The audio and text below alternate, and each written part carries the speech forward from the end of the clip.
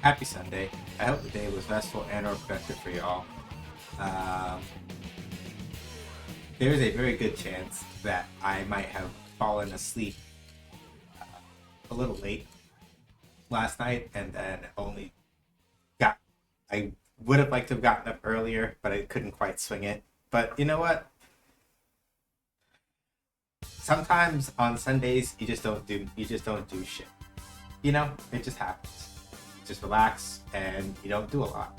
Uh, well, I did do a couple things I needed to do for other stuff, so it's fine. Um, Thank you for the Black History Month wishes, Charlotte. I appreciate it. And hi, Stubby. And yeah, so if you're lurking or not, wherever you're at, however you're doing, thanks for coming by. I appreciate it. I appreciate you being here. Um, so we're going to ideally make sure that like past me and present me don't get into like a hard fist fight over the fact that I probably forgot to write down my actual plans for like leveling and stuff in Nocturne. There's a pretty good chance that I because I forgot to write this down. Uh,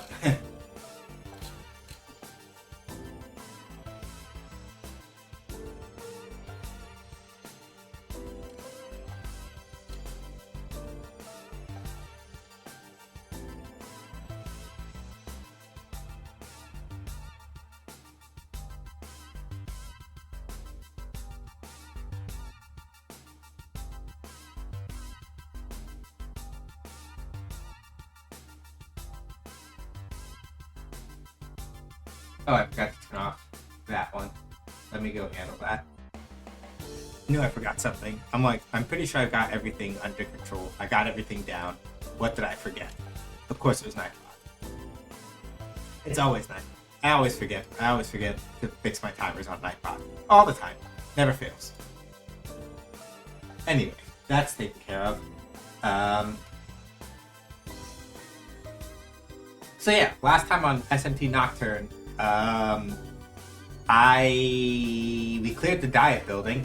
Hikawa, who was like basically the last reason bearer that we hadn't seen summon their god yet. Hikawa was like, "Hey, so I'm gonna summon my god.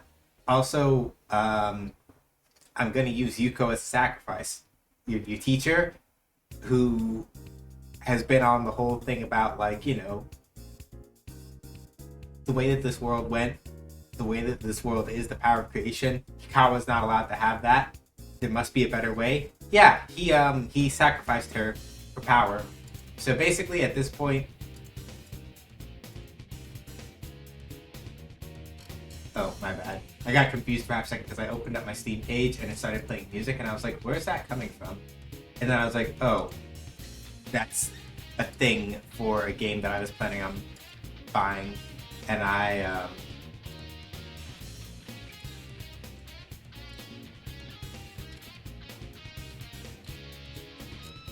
was like, "Huh." I was like, "Huh, I goofed that, huh?" Anyway, putting all that to one side.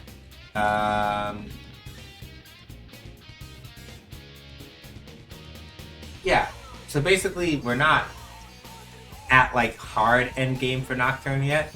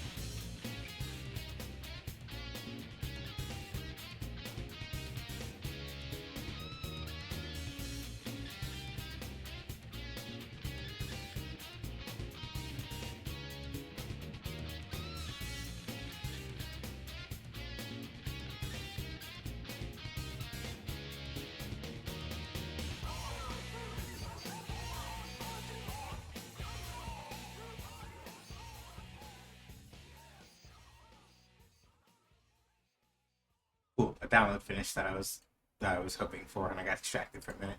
But yeah, basically at this point, all three reason bearers in SMT Nocturne in the game that we've been playing so far have summoned their gods, which basically means that blah blah, the time of the creation of the new world is coming, etc., etc.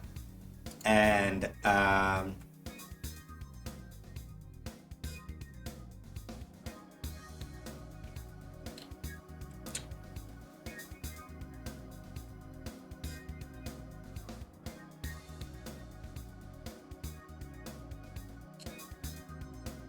the plan is basically that we're going to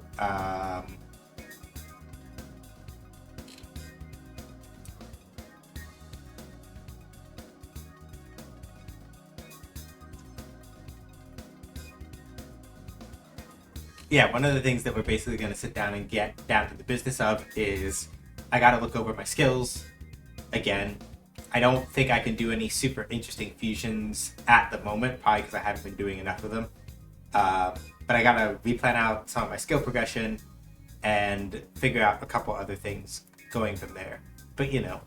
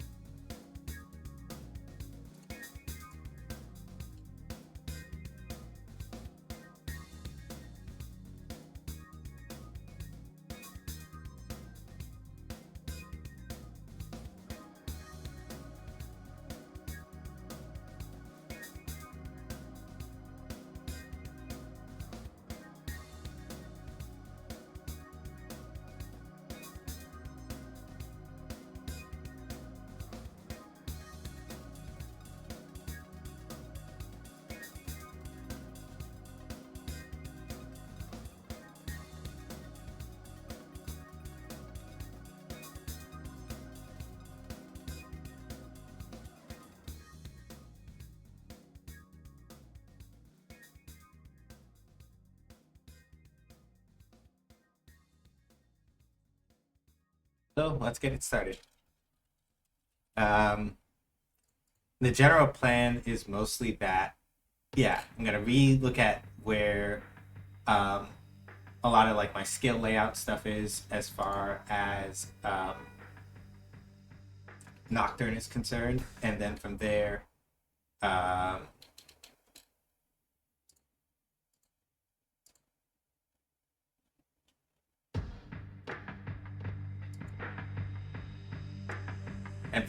it's mostly just a matter of figuring out if I have any other fusions I want to do, a bunch of other stuff.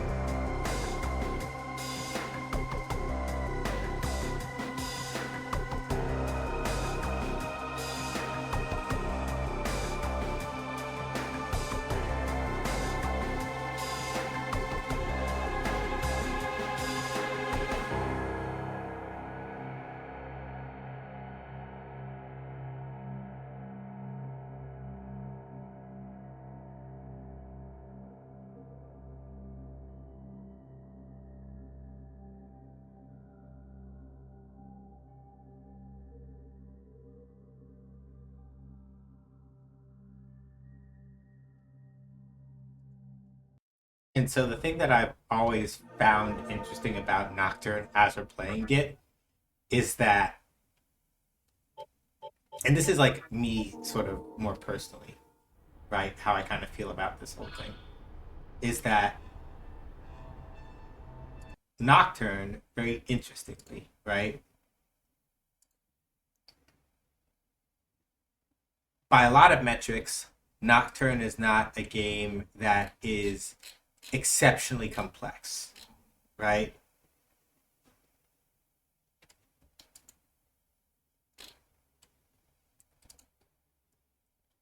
But you'll recall that at one point or another, I have said that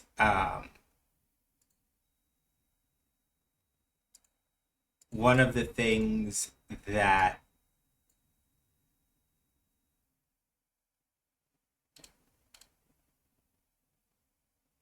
I feel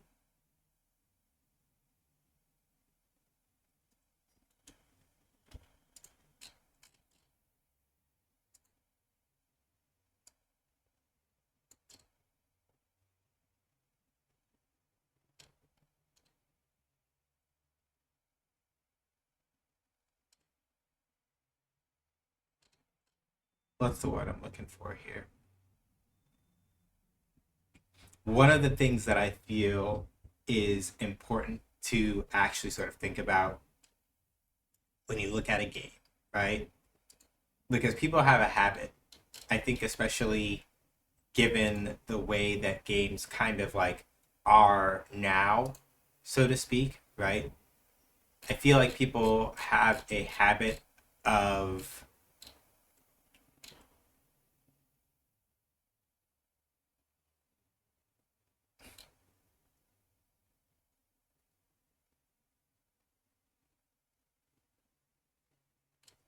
people sort of have a habit. This is what I'm looking for when I'm saying this, I think.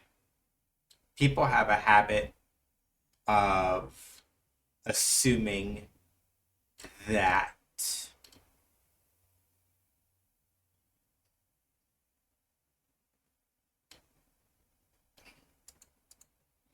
if a game's plots are not exceedingly complex and super detailed, right? Where that it's like, oh, okay, this basically doesn't mean much of nothing, right? And the thing about that, such as it is that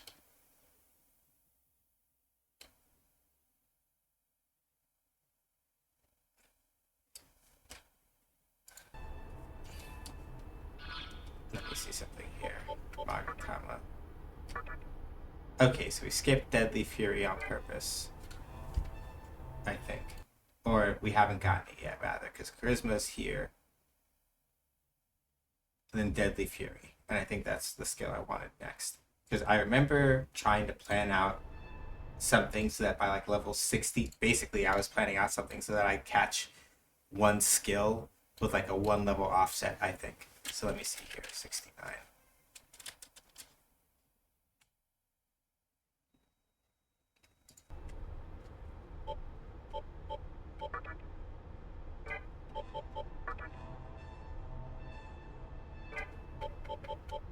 Because got Satan right now, right?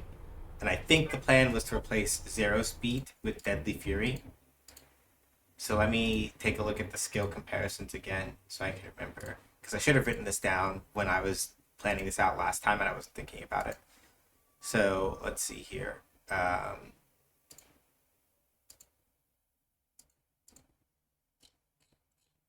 So yeah, Deadly Fury,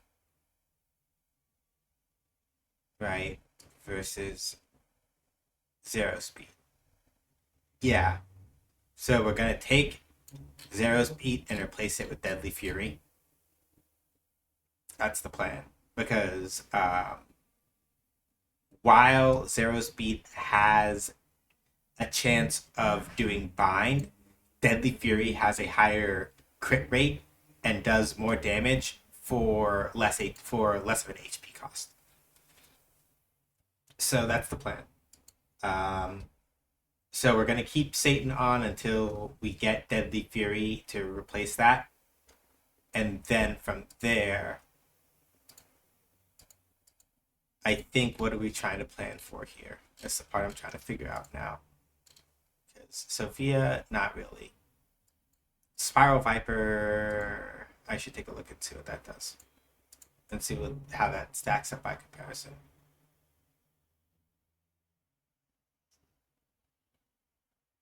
Okay, Spiral Viper is like single target, severe damage, medium crit.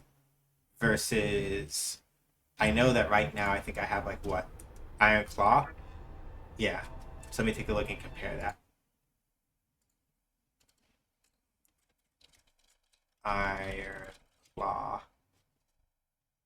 Heavy physical damage, high crit, low hit. Versus Spiral Viper, which is less, which is basically stronger damage but a lower crit rate. Right?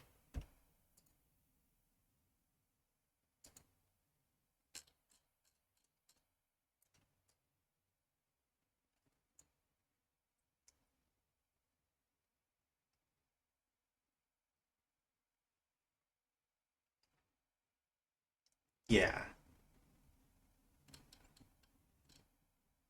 Yeah, Iron Claw is heavy physical damage, high crit, low hit. Spiral Viper is severe physical damage, medium crit. So I'm trading with Spiral Viper. If I get Spiral Viper over Iron Claw, I'm basically trading a higher crit rate for a higher hit chance, which is much preferred in the context of which is much preferred in the context of avoiding um,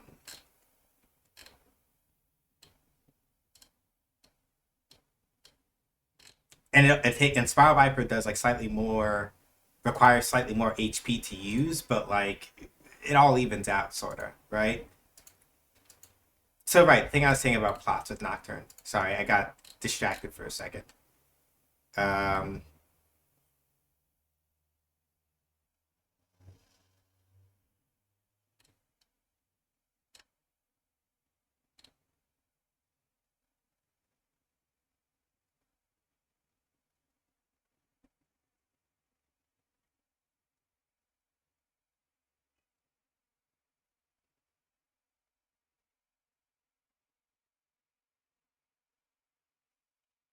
yeah. So Spiral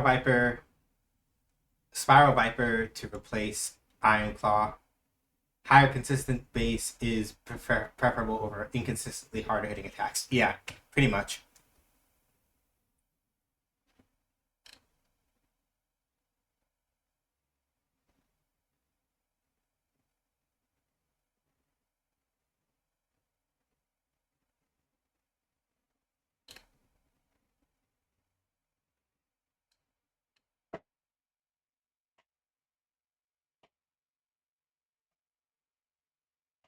Yeah, Deadly Fury, which I should be on the way to learn, right? That was the plan here.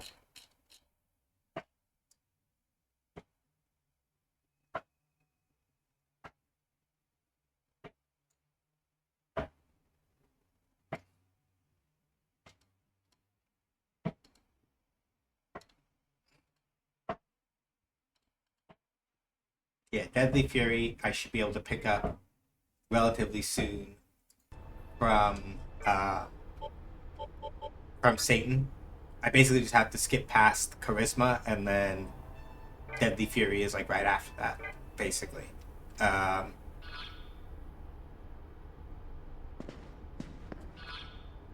I never checked that over here. I never checked out these parts over here, I guess. Alright, not bad. So, that all said, though, like I was saying, I still have a couple of things to try to, like, uh, try to plan out. So, basically, from here, right, if I was going to continue straight on for plot purposes, right,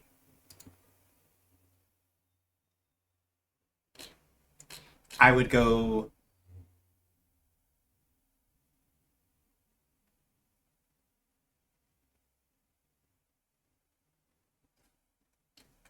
I would basically go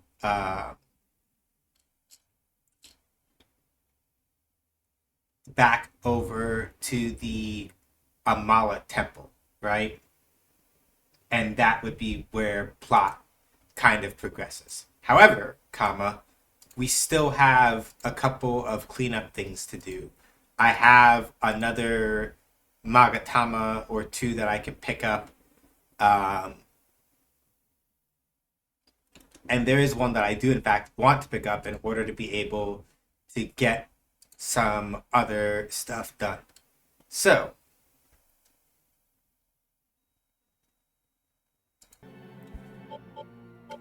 we're going to go back over to Asakusa. We're going to fix our faces a little bit, get everything set up right, and then we have. This is why this episode is titled Prep and Cleanup in the Vortex World. Mostly because, like, the plan is to get a couple levels, possibly, like, maybe go hit up, like, where the Demi-Fiend was born, and maybe also Center of the Conception to make some extra money quick. And,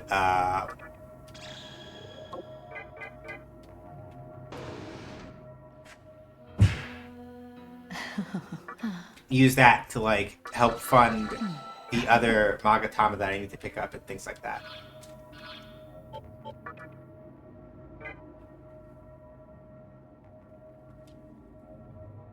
So I'm going to take a look and see if there are any fusions that I might like by checking out some stuff here. Okay, I already got skills here, so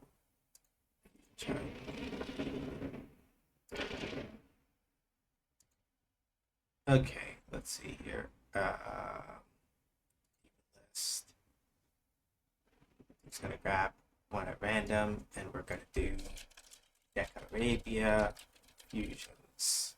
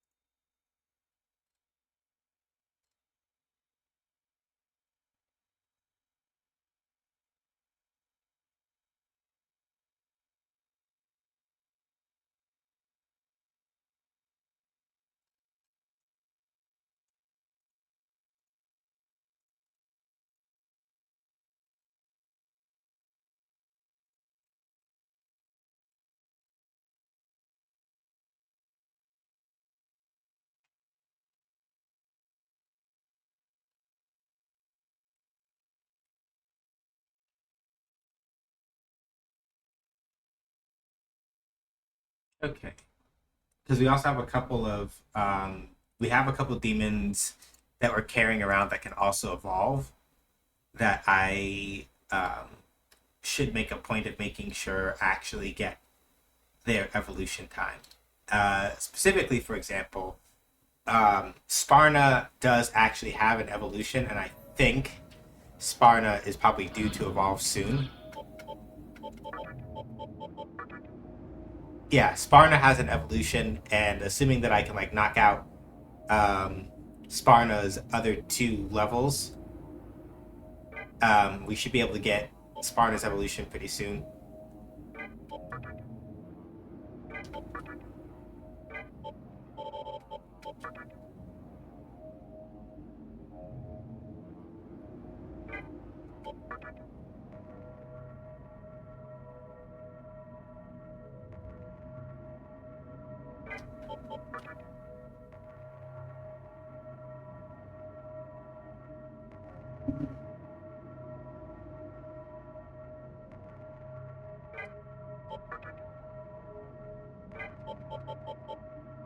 Okay, so we have a game plan.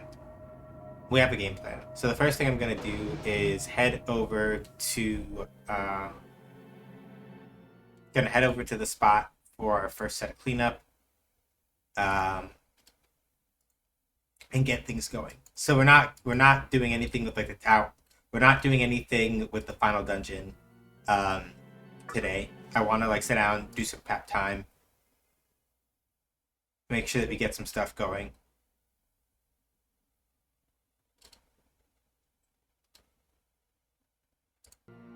All right. We're going to come to the Yurakucho Tunnel.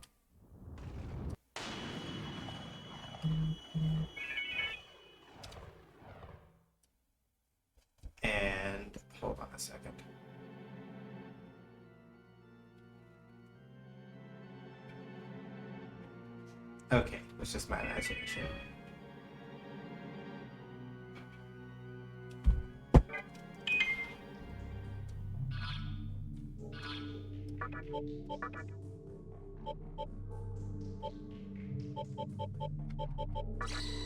I gotta go buy more light balls at some point.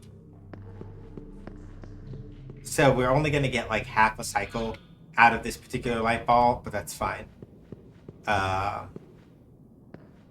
I only really needed it to be sure that I wasn't gonna get lost coming over to here. And I need to go buy some more at like a junk shop or something.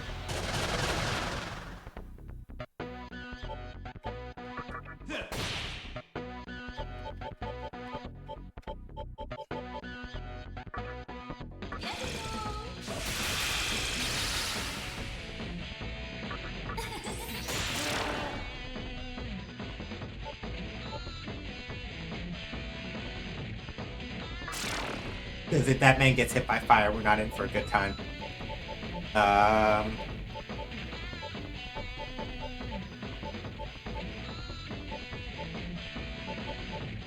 Yeah, we can put Spawner. We could take Spawner back.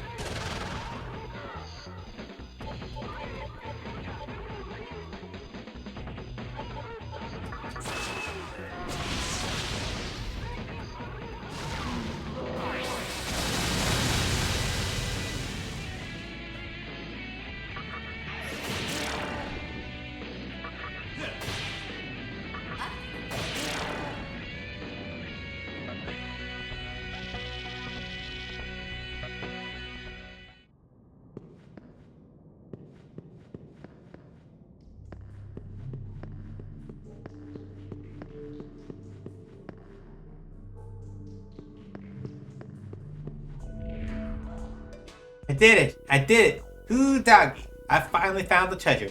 I owe you, little buckaroo. We'll split the treasure as promised. There's 4 chests ahead, so pick 2 of them. Don't need to be as humble as pie. It's all thanks to you that I found the treasure. Alright, cool.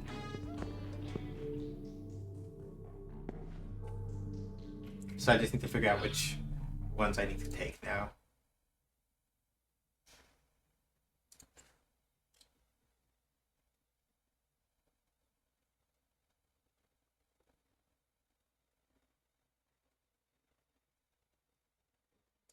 Alright, 2 out of the 4 items in the room. So 10,000 Maca. Alright, one more. Pick anyone that you like.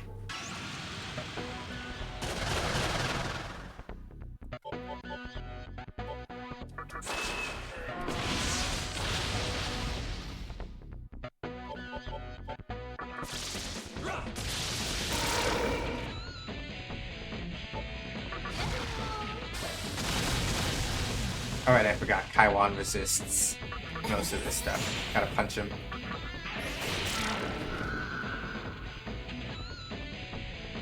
I'll take a chakra drop.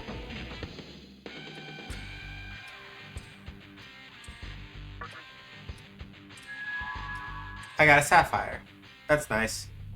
Let's see. I got a lifestone. Alright. Pick 2, right? Then the rest is mine.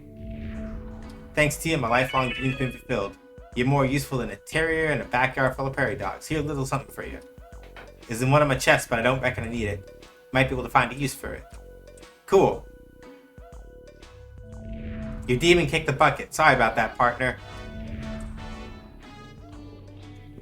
And that is why you make sure that when you give Shige a demon for this part, you give him one that you don't have any use for, because you're not getting it back.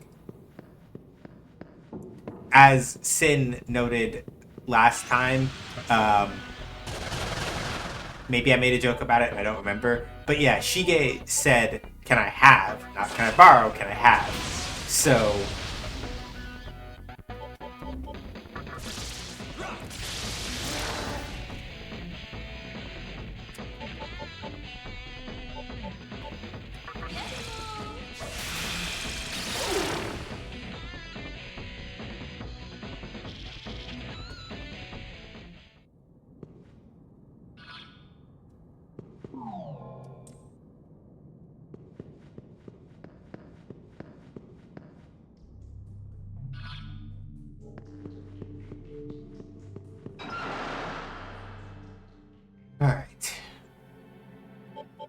link.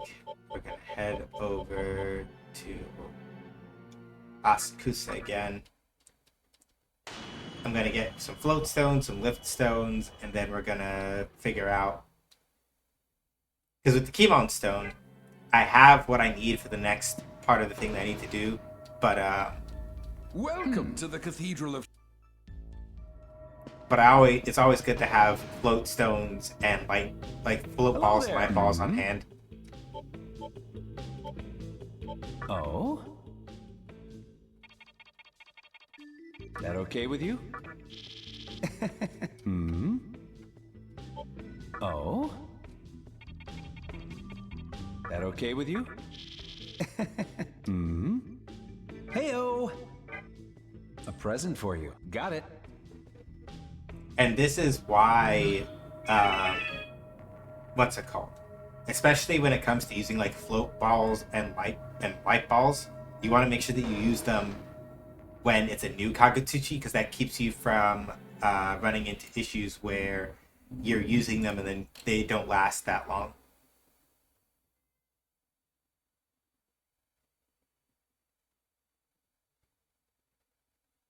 Okay. Oh, and coming back to Asakusa was the better choice anyway, because I need to go.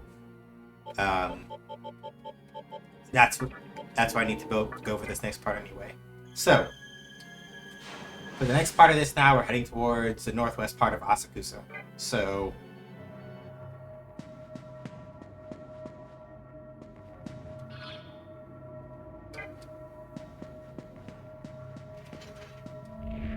I'm new here, so I don't know the details, but I heard this place was... Yeah, it was.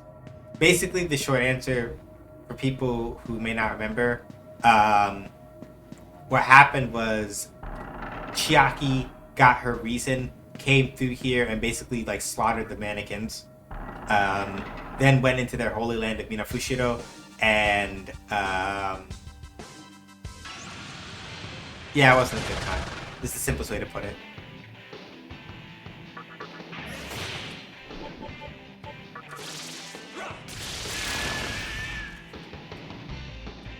Like, it just wasn't a good time. Is the simplest way to explain it.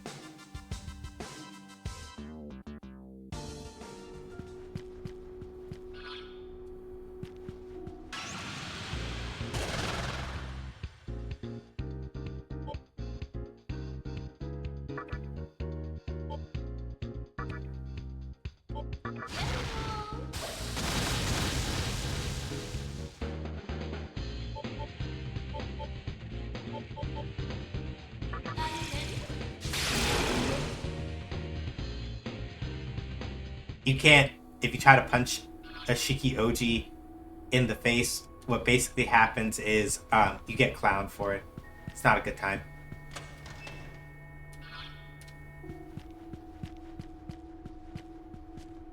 No, I might have gotten mistaken as to which it is. We are supposed to head toward northwest part of Asakusa, but I might have forgotten how to actually get to where we need to go.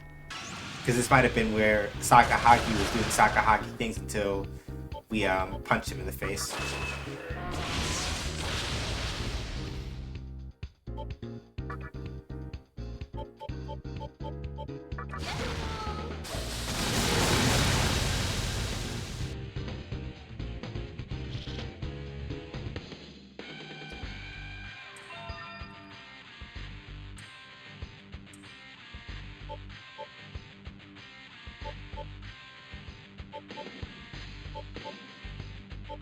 Yeah, we already have.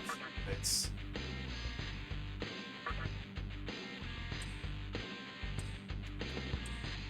Sure, what's up, Pulikishi? Wagtail plume, cool. And then we're gonna let Pulikishi do this.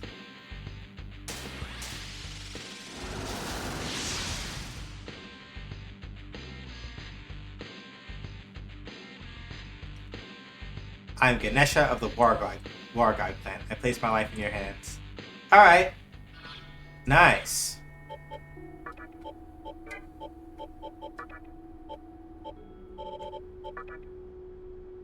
So yeah, Ganesha is not particularly fast, but still has Watchful, still has Scout, still has the Arahan.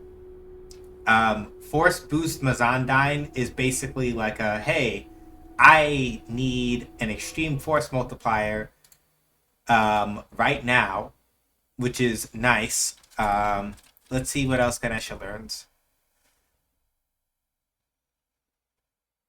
Endure, Force Drain, Debilitate, and Tempest. Okay, Debilitate we want. Debilitate we absolutely want.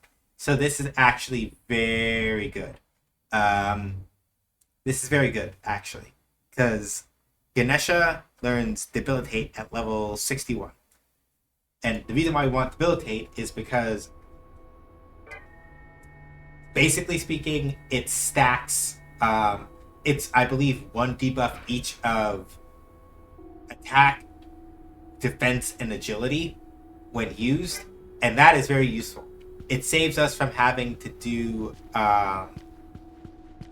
like tricks with while you have to like use it repeatedly in order to get the effect. It makes it so that like a lot of the setups with like taunt and other stuff becomes less necessary.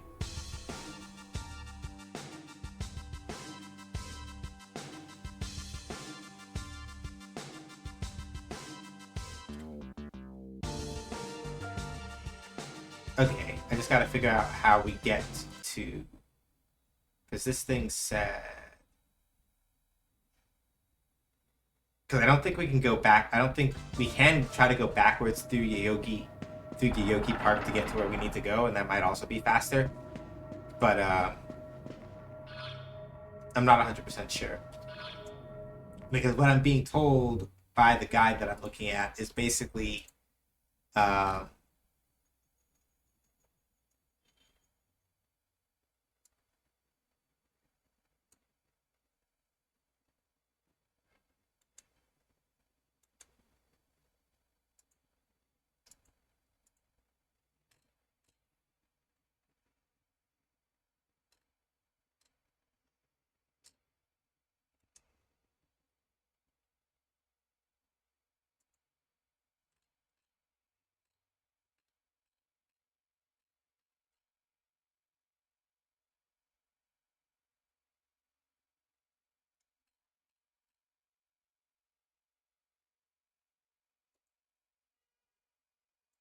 okay, cool. That's about as clear as mud.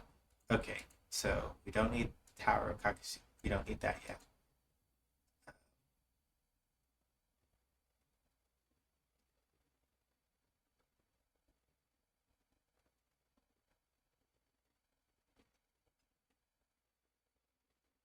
Okay. I just gotta remember how to get to the Asakusa Tunnel. Which might have actually been this exit.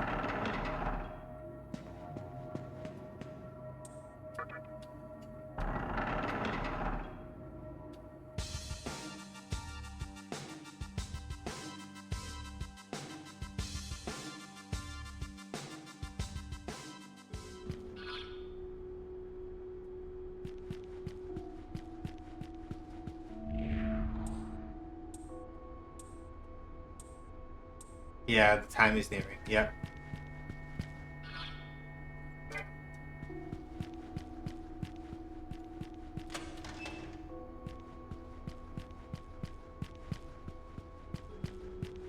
Right, let me finish the thought I was having from before.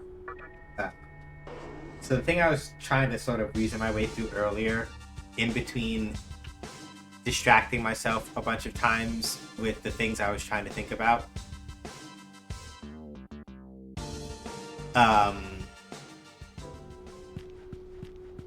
The whole thing with Nocturne, right, is that its story is on its face. The mannequins are wiped out. I don't like the idea of a world dominated by power. Living here, I realized that Neelo's reason of Shijima is the best. No more fighting, please. No, it's not the best. And this is the thing, right? Like, Nocturne itself doesn't particularly position any of the individual reasons as being good or evil. Right? And for some people, and in some aspects, right, that winds up, depending on like who you're talking to, right? There are things about that conversation that people don't like, understandably, right? But at the same token, I think that especially given, this is probably especially sort of like pointed, given that I spent a lot of time talking last stream about how there are people who really, or maybe not even like last time I streamed period, but like last week specifically,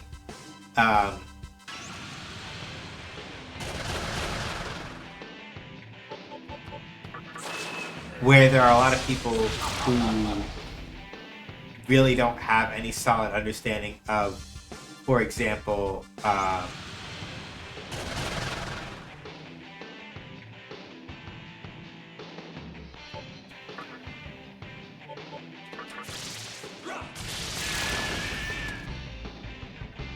like actual literary analysis, right?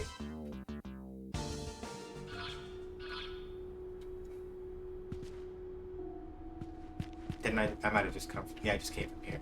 Wrong one. Wrong building. Wasn't paying attention. Right. So a lot of people would say, oh, like SMT Nocturne doesn't explicitly tell you like which reasons are good and which ones are bad. So therefore it's a bad game. And it's like, no, it's, geez, everyone's so into this creation stuff.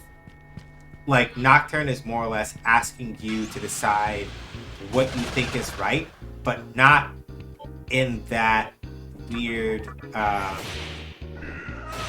that's right, they do have retaliate. Need to be careful with that.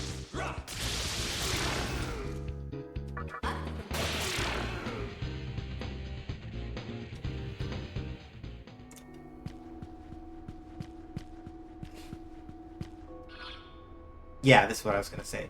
Nocturne is very explicit about like letting you decide which of these things, like which of these reasons you think is actually like, I should have done that. Kuhalan blocks those.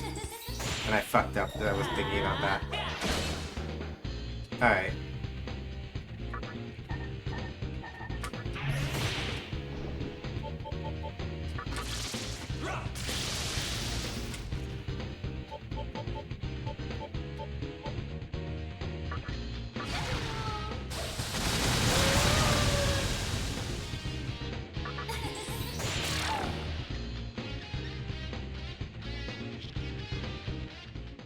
So the thing that like Nocturne does, in a very general sense, is that it sort of lets you decide if you agree with any of the reasons or not. It doesn't explicitly tell you this one is right, this one is wrong, right? And the reason why that's important is because the reason why that's important is that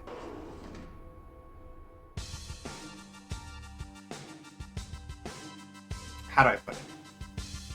What is the thing that I'm thinking of here? Here's the thing I'm thinking of here. There is this thing that Dan Olson of Folding Ideas said once, right? This idea that when you, well, he was talking about this in the context of like critiquing media, right? Like there is something that you bring to yourself, there's something of yourself rather that you bring to a media critique when you do that thing.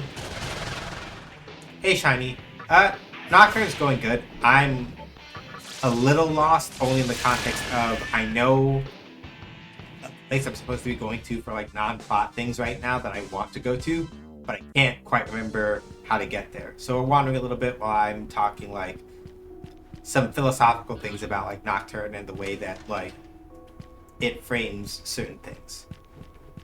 We're gonna go back to Asakusa real quick. I might have maybe potentially gone like the wrong, I might have been thinking too hard about where this thing actually is. And I might have messed up and gone in the wrong direction. So,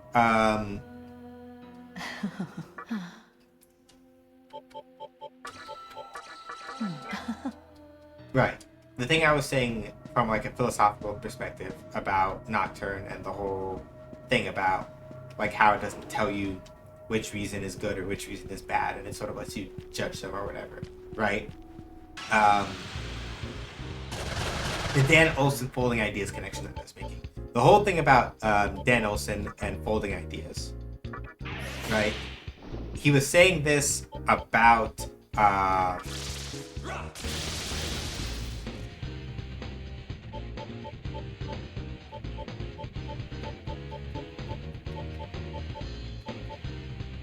hey, Cat Wizard. We're doing good.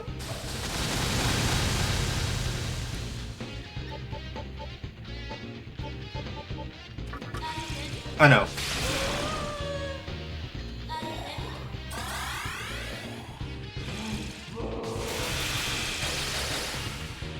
Only one person took damage from that. That's hilarious.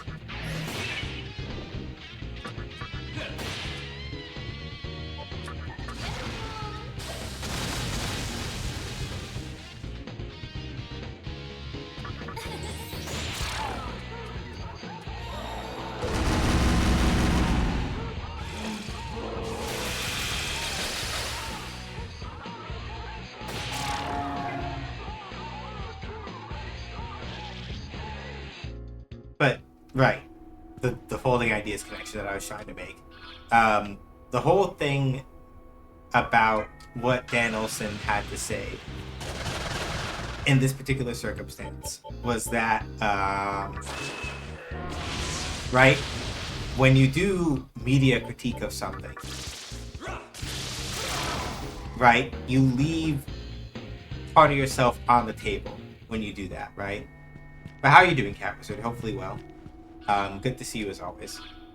And so in leaving some of yourself on the table, right, you have to question in turn, right, what is the reason, or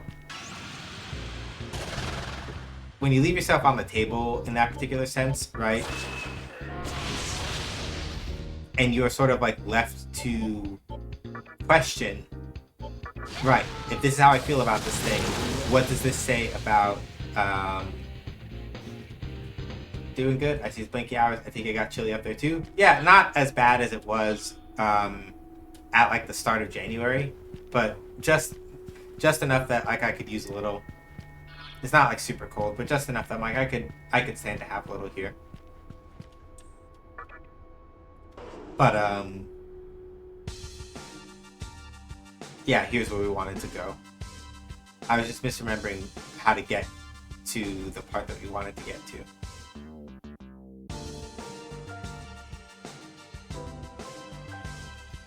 Yeah, I've had the space heater on half a day. The windows make my windows drafty.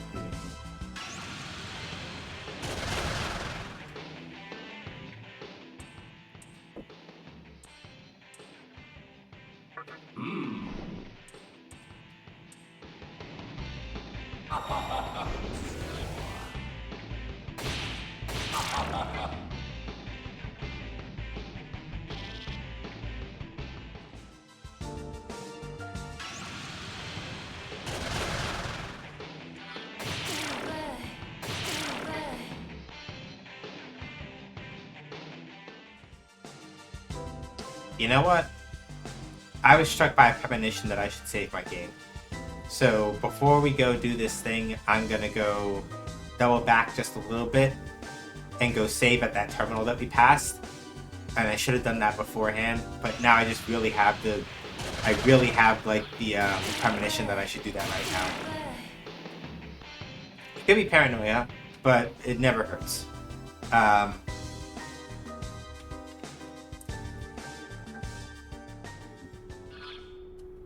But right, the thing I was thinking about, and I was talking about the whole thing with like what you leave behind when you like look at it and you analyze a thing, right? Like the things that basically you say about the thing that you are reading or experiencing, right, when you sit down and really review it in retrospective, they say a lot of those things that you observe say a lot of things about you, right? And I like that Nocturne leaves you the space to have that conversation with yourself, right? So for me personally, as an example, right, and I'm speaking only about like me personally. Hey Vinka, how you doing? I'm only speaking about me personally when I say this. For me, for example, right, I generally find all of the other reasons in this game to be non-compelling as a personal praxis. Doesn't mean that it was written badly, right? That's not what I'm saying. I'm just deving. Right. Like by contrast, I think that Nocturne is actually a very tightly written game, and it shows. Like the care that is put into sort of like the way that the developers thought about like which accessibility option. Now I'm curious. The way that the developers sort of thought about how they would sort of let each faction sort of convey one thing or another about this. There's a temple. The Kimon stone began to shine. The seal has been broken. Will you enter? Yes.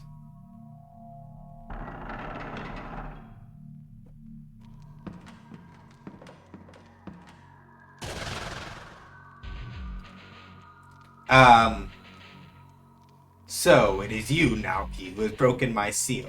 I have heard rumors of you, but I sense something different about you. You are not an ordinary demon, are you? That's right. Ha! I knew it. Then show me what power you possess. Do you accept the challenge? Yeah, sure. I guarded the Tokyo of old with my comrades. I will show you my power. We're sort of just talking about like the way that SMT Nocturne kind of like approaches. I probably should have set up different Magatama, but I wouldn't have wanted to waste the level up. So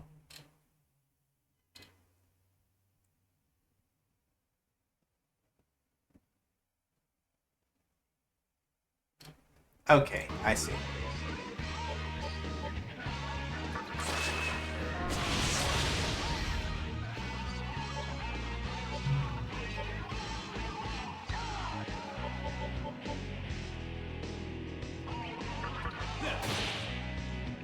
Yeah, none of the reasons feeling compelling, but all of them feeling different from one another example good writing. Right. That's the thing I was getting at. This is correct.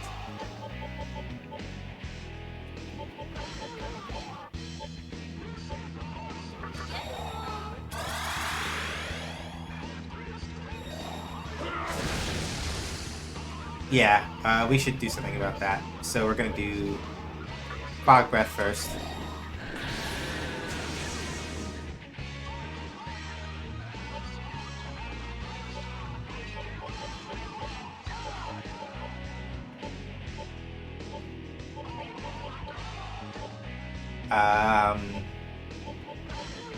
I think we want Shiki Oji in for Sparna.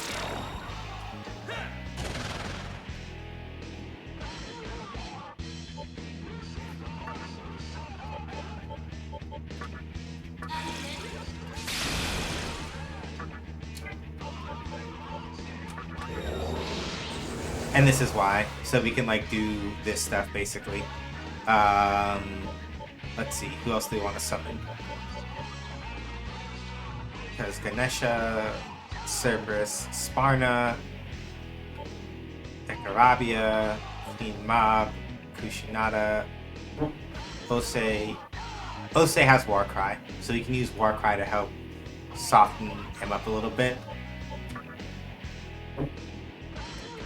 But we do want to put Sparna back in at some point to make sure that he gets the experience from this fight.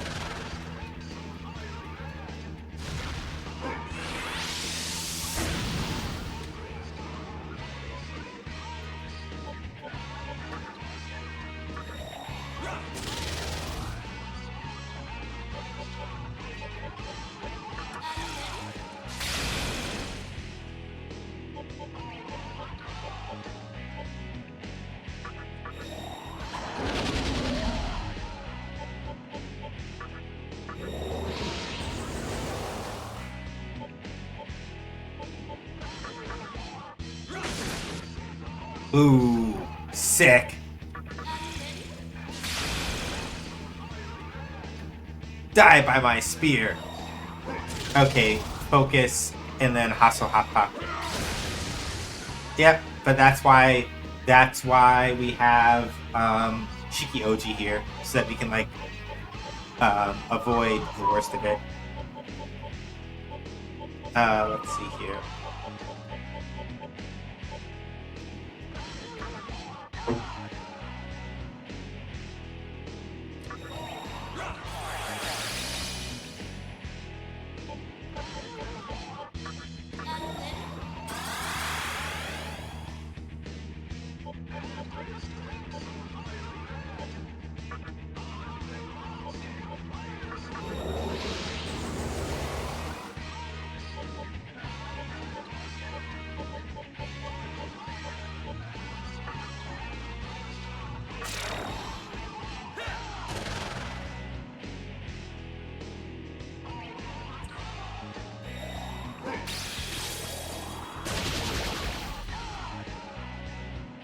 I'm gonna wait for ads to finish.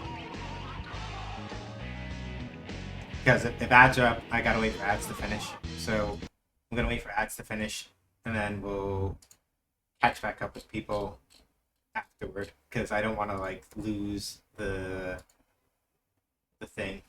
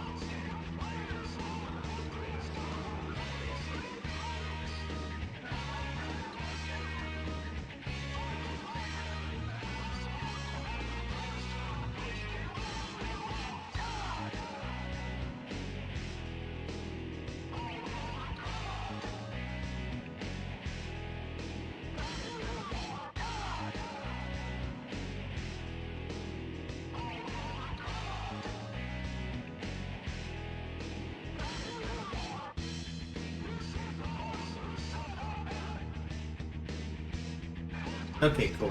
Ad break is finishing up.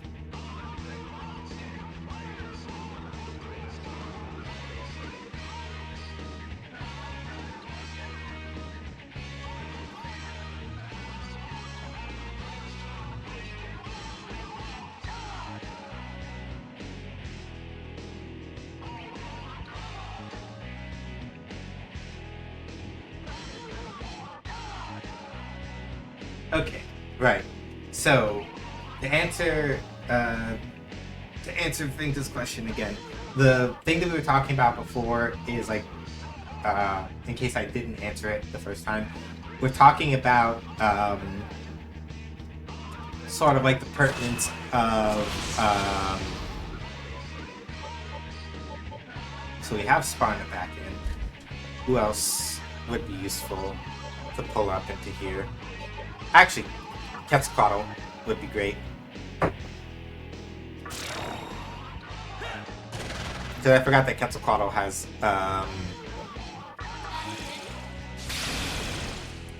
all of the ice fuckery.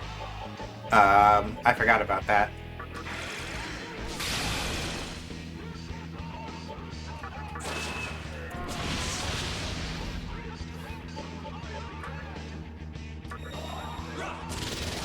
But, right. So, the whole thing about the literary analysis and etc. I was talking about as far as Nocturne is concerned, right? And sort of where this game sits on that. Like I was saying before, Nocturne does not tell you which reason is quote-unquote right or which reason is quote-unquote wrong. It leaves it to you to decide how you feel about that, right? And whether you feel either or any of the reasons are compelling enough to do this with. Just as he said, your powers are far greater than what I imagined. Now, like my comrades, I must lend my powers to him. I would like to fight you again, but I must be going. Take this. I got the Gundari Magatama. If you have enough power to obtain all of these, then you'll be able to set foot into the world I am going to. If that should happen, then we'll meet again.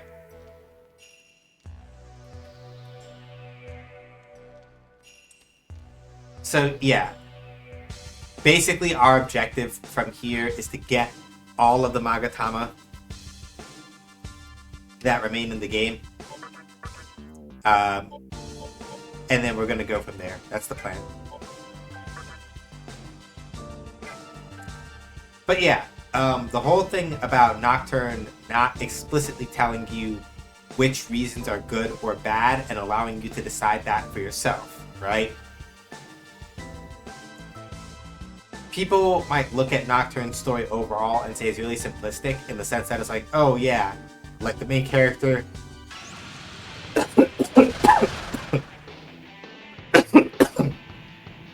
doesn't really have any personality because there's a silent protagonist, right? The other characters that you meet are all very sort of like shallow and one note, blah blah blah, all these other things, right? But thank you.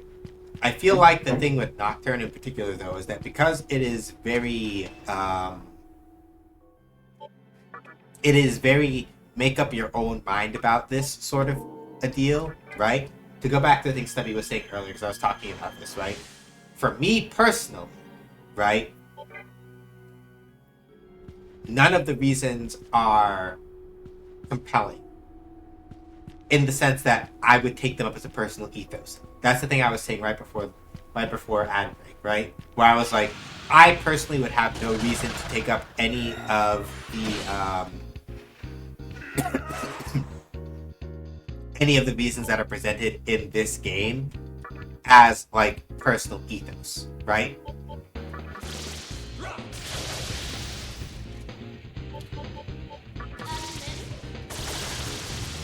But that's not necessarily a bad thing in the context of, oh, right, like, oh, this game was written so badly that you don't have a reason to support any of the reasons. It's like, no. It's actually, if anything, sort of like the opposite when you think about it, right?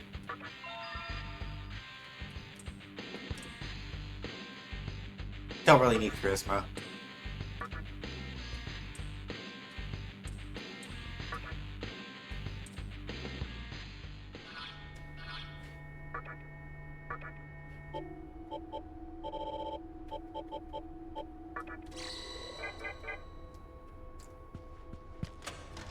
Right?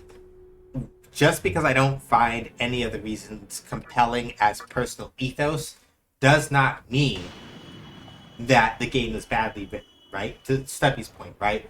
None of the reasons feeling compelling, but all of them feeling different from one another is an example of good writing, right? And they all represent different facets of how people look at the world, right? And I think in that particular sense, this is one of the reasons why I said like Nocturne as a game has a pretty solid story, right? It's not like cinematic and earth-shattering and all this other stuff, right? But it gives you enough space to sort of like right? I'm gonna put it like this, for example. If you are the sort of person that looks at the reason of Yosuka and you go, yeah, actually, I agree with that. Might makes right, all this other stuff, right? What does that say about you as a person?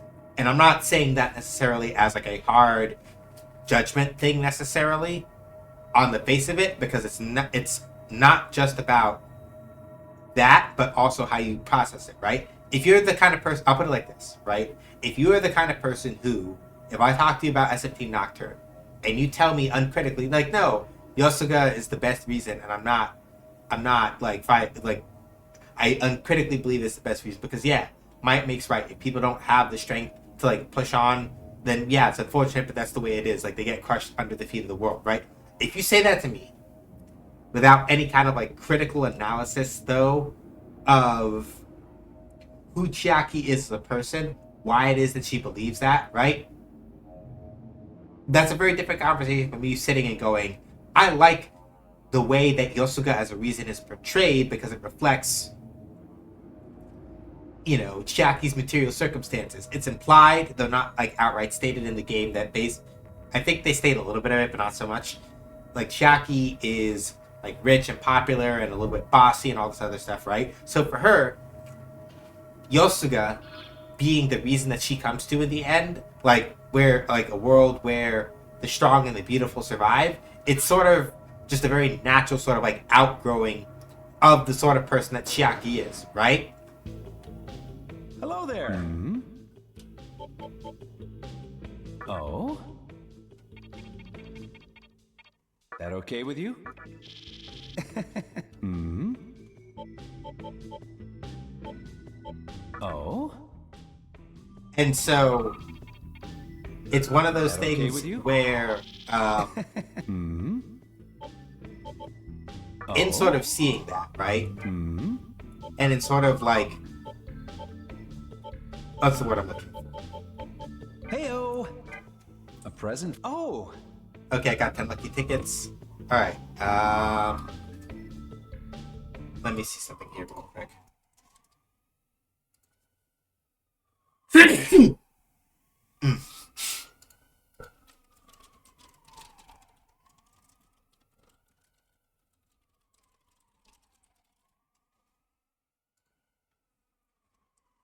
Thank you.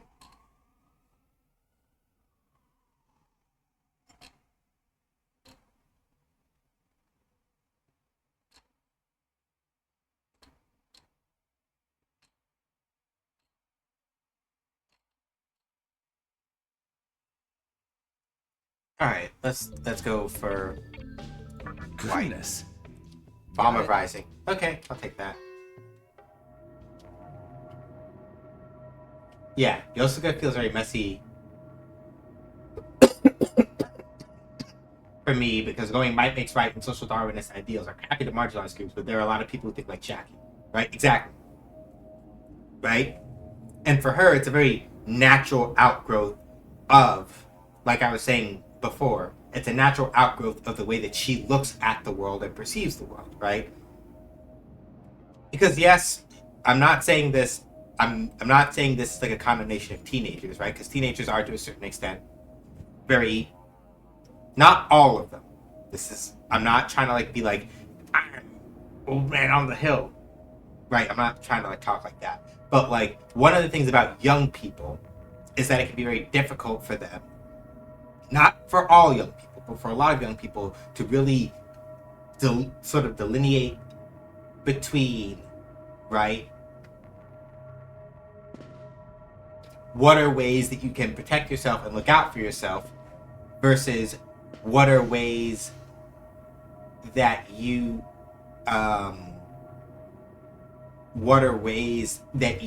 find the power of community to sort of like build something stronger while also like managing your boundaries, right? Like the line between those two is really thin. And so Chiaki in particular, right, to Shiny's point, the world being hostile as it is, and Chiaki already being someone accustomed to sort of moving with like a certain amount of privilege in life, right? At least relative to everything else. Yeah, she's like, why not with survival of the fittest, right? Similarly, Isamu's whole thing with Musubi is that, with Musubi in particular, right?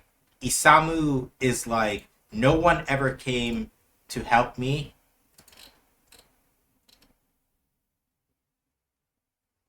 right? No one ever came to help me. No one ever came to really do anything for me. So why do I care about the rest of the world? What reason do I have to, like, give a damn about other people? And that is all kind of, like, written into his arc. But at the same time, right, you get to see what really undergirds his line of thought with that when you realize that in some aspects, if you want to be for real about it, Isamu was not willing to actually take charge of his life in a significant way, right?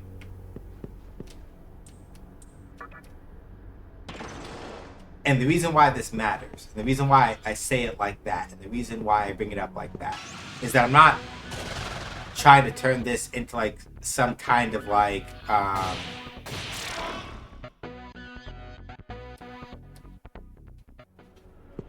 not trying to turn this into some kind of big moralistic tale where it's like, yeah, if you don't have any work ethic, you're just going to suffer, blah, blah, blah, right? But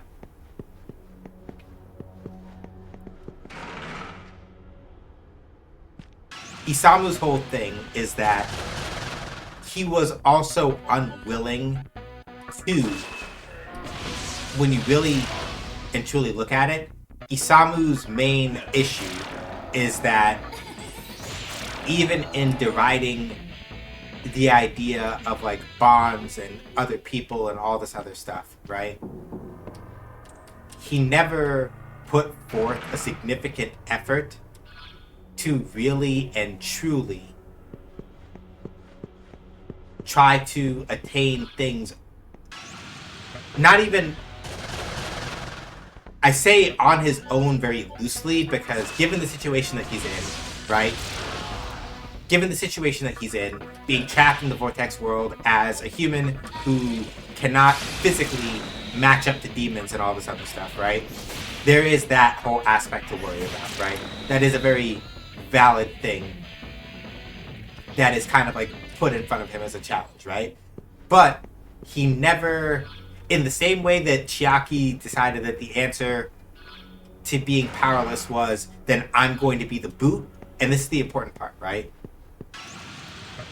Chiaki's response to not being strong was, then I'm going to be the boot. Which, again, is sort of informed by the type of person that she was before the conception, right?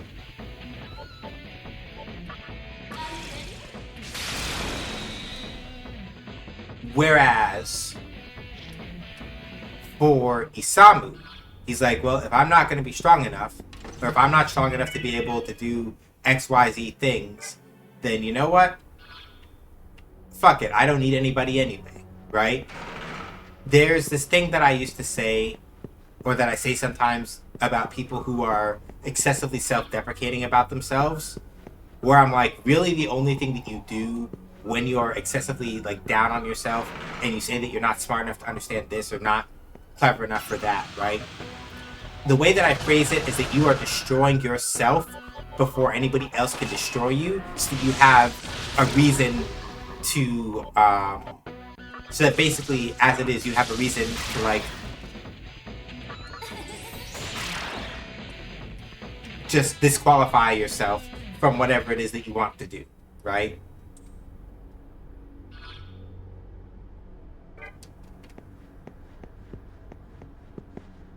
Yeah, Chiaki and Isamu coming to their reasons makes sense. They do reprehensible things to get there, but I get it. Exactly, right? Because, if anything, it's one of those things where you could even say that, like, Chiaki and Isamu sort of have the opposite problem from each other, right? Chiaki is so focused on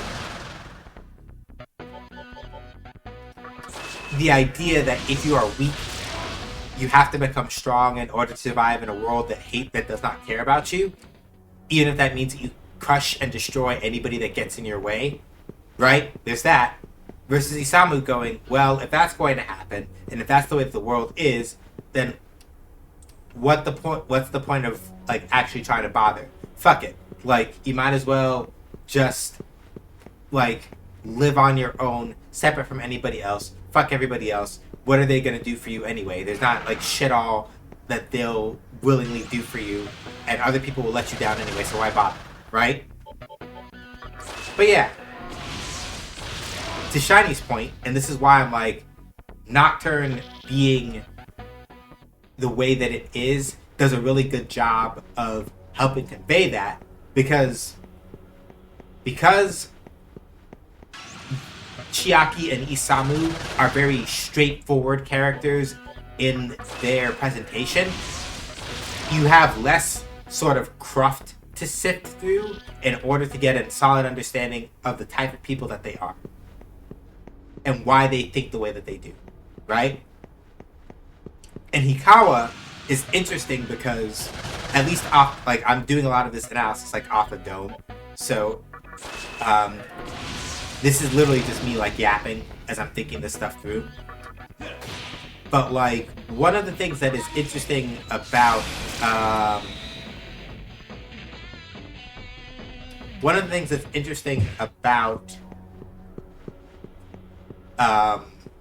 Hikawa, right, is that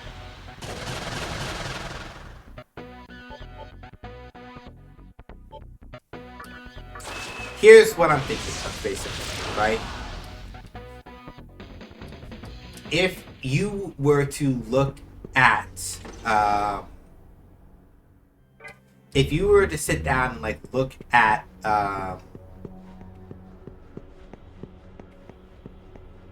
if you were to sit down and look at Chiaki and Isamu as being like two opposite ends of a particular spectrum of activity, right? Where Chiaki is like, fuck you, got mine. Or Chiaki's rather like, I will get what I want even if it means I walk over your like burning corpse, right? If that's Chiaki. And then if Isamu is like, well, if I can't like win or go forward, then fuck everything, I'm off by myself, right?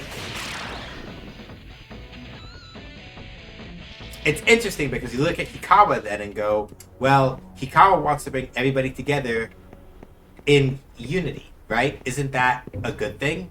And to some people, right, to go and extend the theme of some people really do think like these characters, right? There are some people who will look at Hikawa talking about Shijima, where it's like, right, you know, everybody advocates responsibility in an individual sense, right? Like, you're basically like your body, not your body, right? That's not the right word I'm looking for. But basically, like, you throw away individuality because individuality is what caused all of these problems. You throw it away in exchange for letting yourself be guided by, like, a great thinker, right? Or, no, that's not right. Because the way that Hikawa talks about it is more like, right, we're all working together toward one common purpose, one common unity, right? But Hikawa, what I like about the thing with his particular plot point is no drip, cult leader, no hairline looking at, right? Like, that's the thing, right? At the end of the day, even if he was like, no, the cult that I'm a part of, y'all are stinky, y'all are losers, I'm doing this my way. That's the thing, right? In the end, for all that he is supposed to sort of be elevated above both Chiaki and Isamu at a glance, he basically shares their flaws very notably, right? Like, when you think about it. Because with Hikawa, he is willing to sacrifice anybody and anything in order to get what he wants. He is just like Chiaki, right?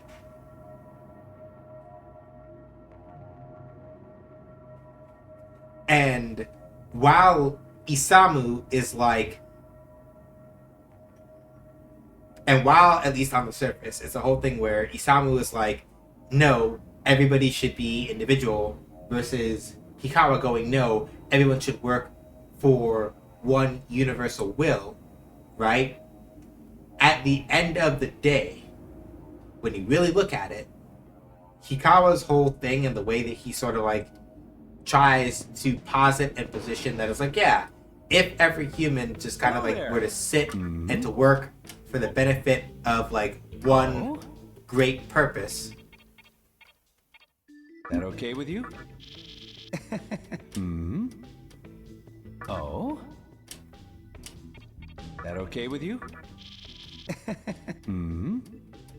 Oh? Then we'd all be better off, right? That okay with you? You hear that on the surface.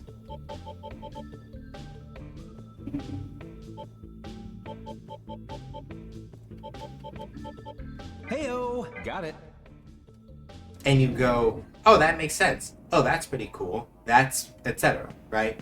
But the thing is that with Hikawa, in the end,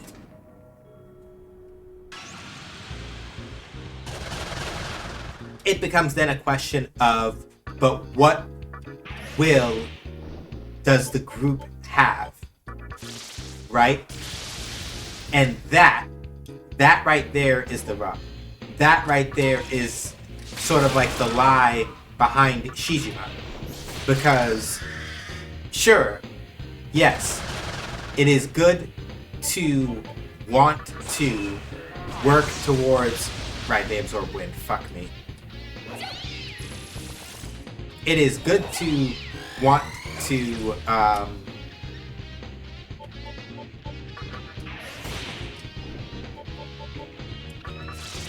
work toward a world where, yeah, people are working together in harmony and like trying to do these things, right?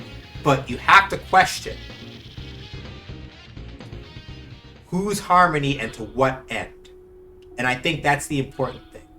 That's the thing in particular that I think is, that I find compelling about, to a certain degree anyway, that I find compelling about the way that Shijima is written, because it forces you to like really sit down and ask yourself a serious question about that, right?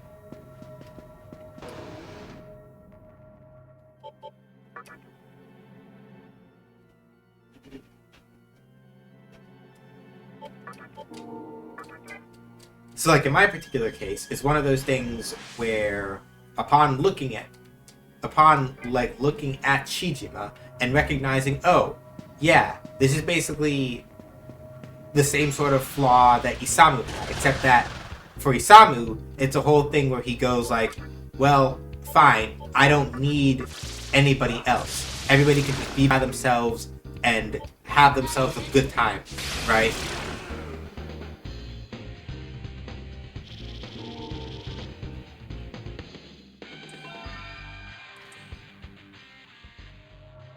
Cool.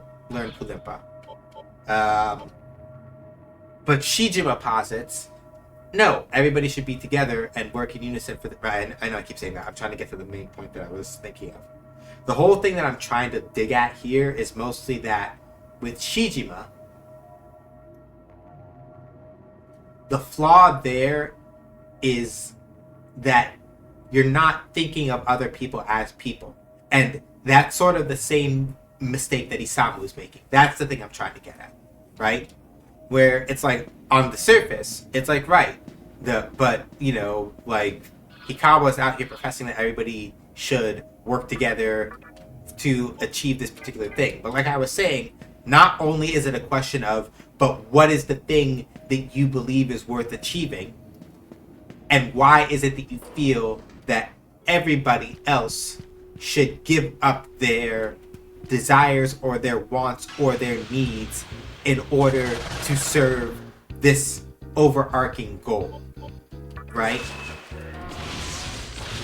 Like, that is sort of the thing about Shijima that you are left to kind of like question. You feel?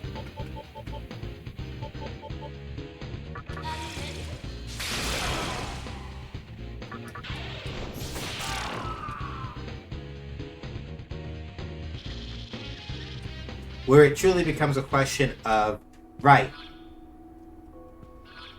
is this really the path to take when it comes to, let me phrase that differently. What Shijima asks you, especially in contrast to the other two reasons, is, welcome. Is it really and truly worth it to... Mm-hmm. Oh. Yeah. Well. What do you want? Well. I'll do it! So even if we never use Sophia, though, even if we never use Sophia, right? We have that now. I'm missing only one Magatama. So I gotta figure out which one that is. So, between Nirvana and Gase, I'm missing one of those. So time to go take a look.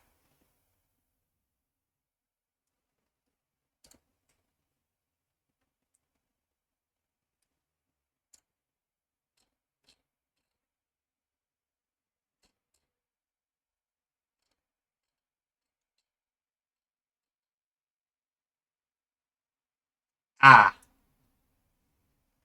Ooh. I skipped. Oh, this is gonna be hilarious.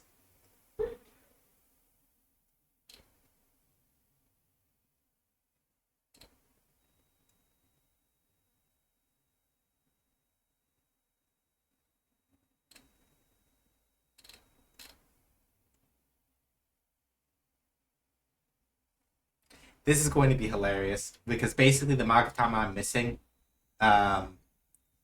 is from way, way, way back earlier. So I might literally go stomp. Might go stomp who I'm about to go fight next in order to get this other Magatama that I'm missing. It's gonna be hilarious. But right, let me finish my thought. So.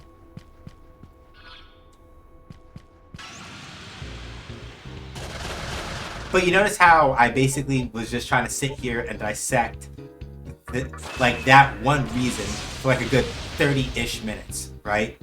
And this is the sort of thing that I mean, and this is sort of the thing I think Stubby was also getting at, when it was like, yeah, like, none of, like Musubi, Shijima, and Yosuga do not appeal to me as individual praxis of living. They don't. Right? Like, I think that even with my sympathy for both Chiaki and Isamu in terms of understanding how and why they feel and think the way that they do, right? Neither of their reasons are compelling. Hikawa's is especially not, because it's basically a fucking hypocrite. Because when you really consider it, right? Like, he decries...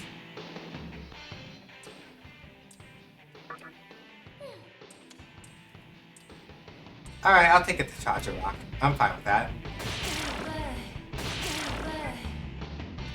So, like, basically, he's a hypocrite, right? Like, when you really and truly look at it, right? Like, Hikawa is an extreme hypocrite. And so...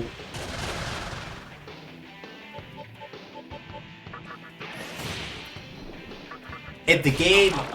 like, spent a lot... like, the game could tell you, oh, yeah, he's a hypocrite. Yes, he's a hypocrite. And when I say tell, I mean in the context of the game could just, like, be very unsubtle about it in the context of, like, having other characters say things like, yeah, gee, boy, like, he's a messed up dude, etc., right? Like, it comes up in that sense. And other characters definitely call Hikawa, like, a jerk and evil and things of that nature, right? Like, they do. But they also still position you to agree with him if you so choose to. And I think that that's important. Because, once again, right, now you have to question in yourself, whether or not you are willing to accept, like if you're willing to like say, oh yeah, actually, you know, Hikawa had a point. If you're willing to accept that uncritically, that says a lot about you. But if you look at also both the fact that he said this and that he spoke this hypocritically, you understand now in certain aspects, if you didn't already, oh, Hikawa's hypocrisy is basically the hypocrisy. He came from Ikebukuro, we attacked by an Oni, luckily I wasn't. Yeah, so basically we need to go running around down here in these tunnels and beat the fuck out of these Oni that we didn't fight.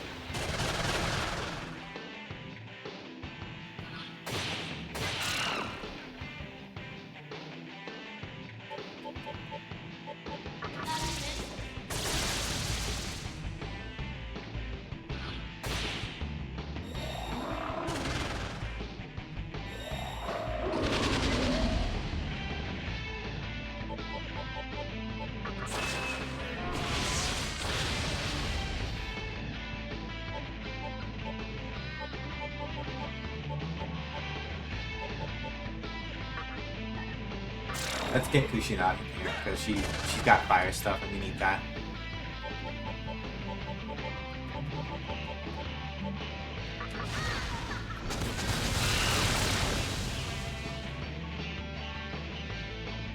There we go. Handled. But, right.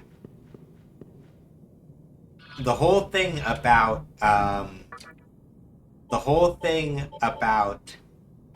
Hikawa's hypocrisy, right? Yeah, it's a good thing I didn't use this yet then. The whole thing about Hikawa's hypocrisy, when you really think about it, is that it illuminates in the same way that like Chiaki illuminates the thinking of people who... This is what I'm looking for. This is how I want to say it. Chiaki illuminates the mindset of people who are not only used to being on top, but who have gotten so used to the idea that, you know, those who are worth it will be the one, will prove that they're worth it, and those who aren't just kind of have to like suck it up, right?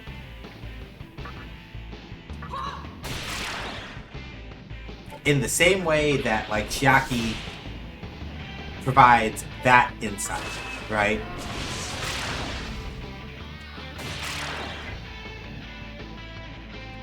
Hikawa provides insight into the mindset of people who... Here's what it was that I was looking for. Here's the line of thought that I was looking for.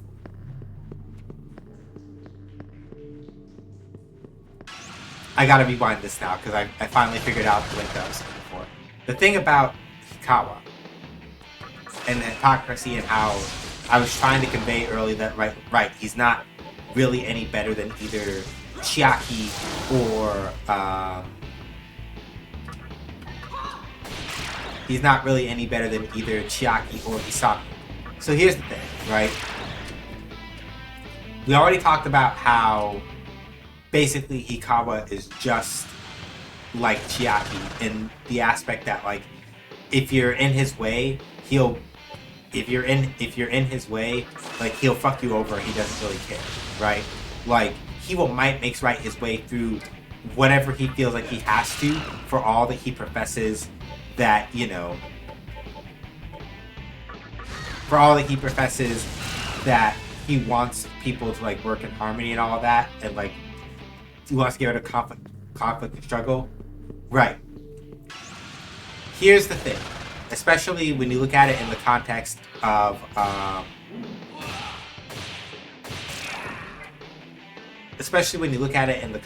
how he treats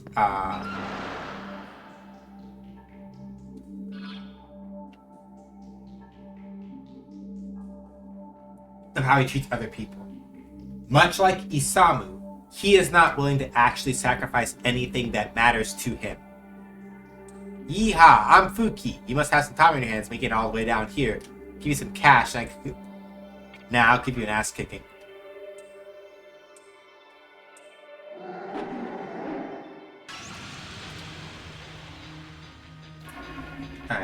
what's Fuki weak to?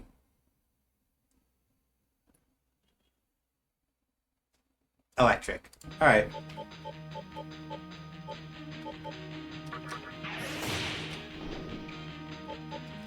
Oh, good thing I got Bolt Storm then, huh?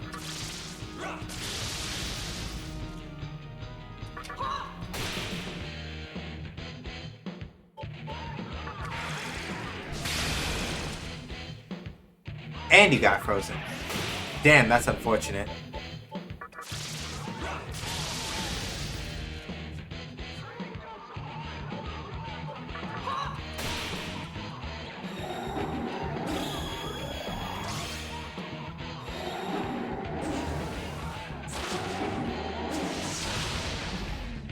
Oh no, Zamba, whatever will I do?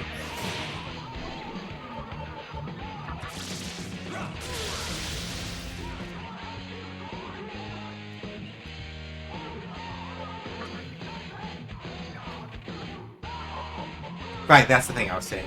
So, the thing I was saying before was the whole conceit that, like, Hikawa never really sacrificed anything, right?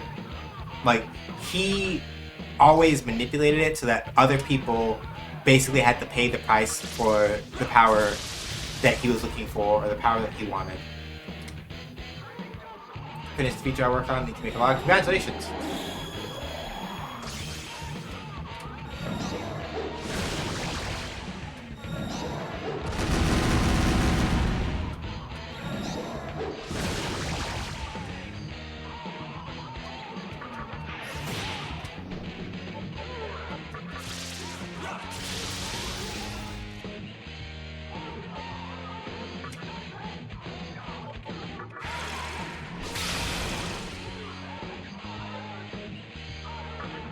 I thought this was gonna be easier than it is actually. I got a little cocky. I'm gonna admit it. Because at first I was like, oh no, like we're absolutely going to like trash this nerd, and that's not what happened. But it's okay. I think we're fine.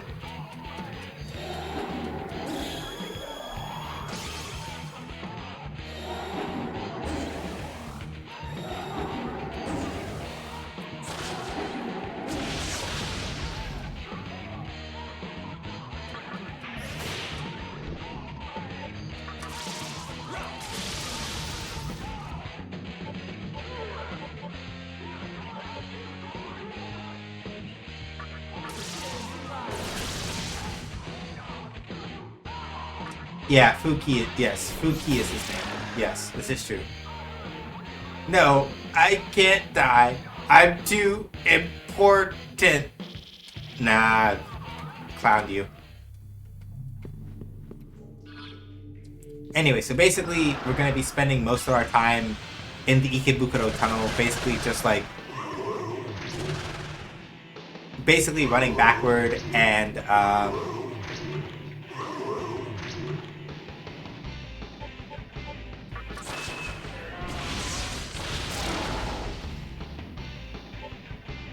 and sorting all this out.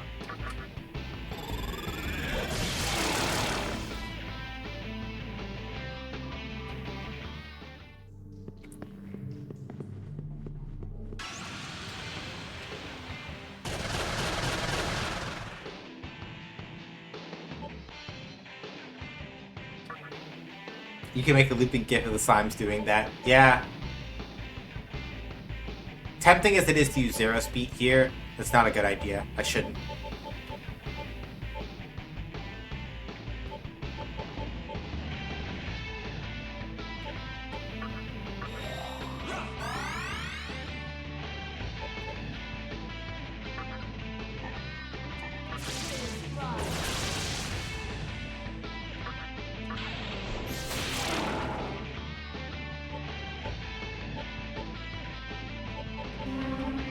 I'll put down one Xandine to try to get...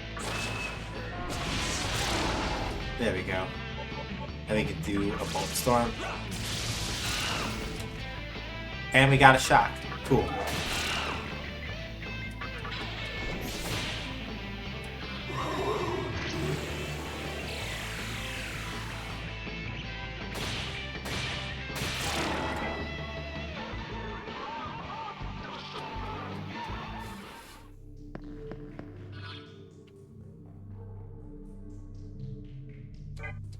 So yeah, basically as far as the Ikebukuro tunnel is concerned, we basically just need to work our way backwards and beat up each of the Oni, and then afterward we get a Magatop out of it, basically.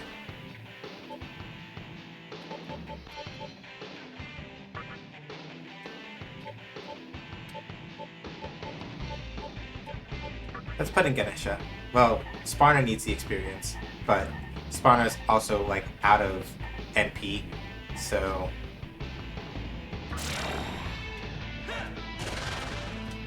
Put in Ganesha.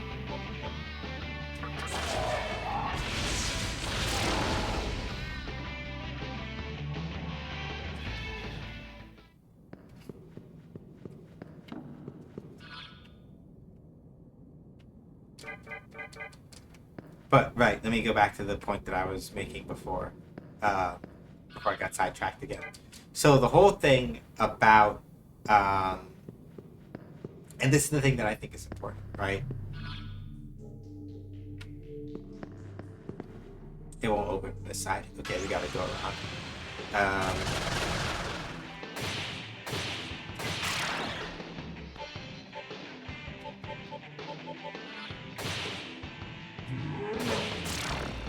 Sorry, Tahiko fled. Lol. My man said, I don't actually want any of that smoke. I'm okay, actually. Which is entirely fair. But right. This is the thing. Because of how...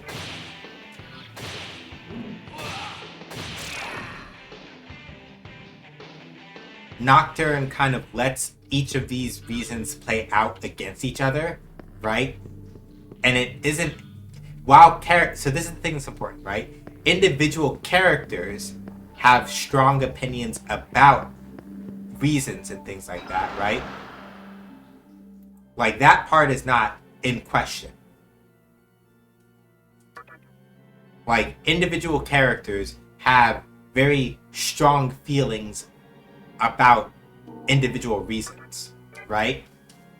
And the game is not shy about presenting that, but it does not necessarily present those characters' beliefs as necessarily the right thing or the wrong thing.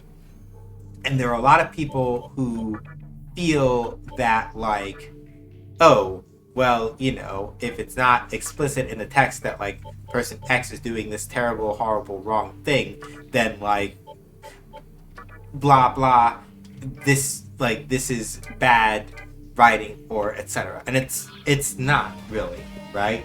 It's... Thank you, Sage, for the raid. Hold on, let me check you out.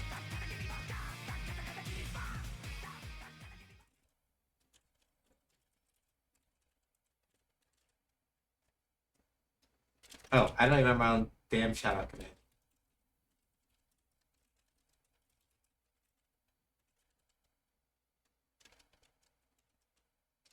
But yeah, hi everybody from Sage Stream. My name is Sean. Call me that, or straight. I make games, play games, games make you basically. How was Valhalla? Hopefully it went well. But yeah, we're just playing some SMT Nocturne and talking about sense of strong power from beyond the door. Okay, which means that somewhere in here is this next thing. We had a very productive day.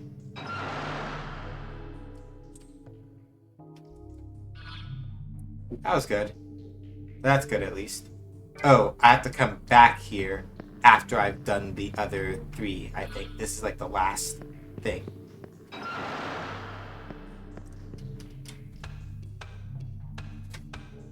And that's why it, like, kicked me back those 2 times. Because, like, no, you have to, like, actually do the whole thing.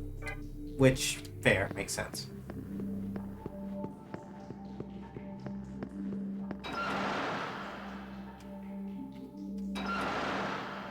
And now the light ball and the other thing about to get out shortly. Alright, Sparna's tapped.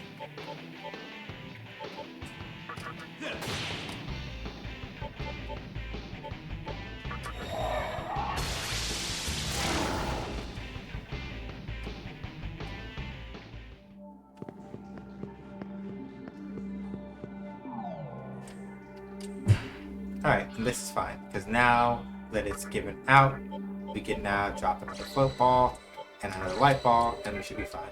How's stream going so far? Not too bad. Basically, I could go unlock the last dungeon right now if I felt like it, but we're not doing that. Instead, we're doing some cleanup in terms of like getting demons ready, sorting out some fusions, a bunch of other stuff. Balls. But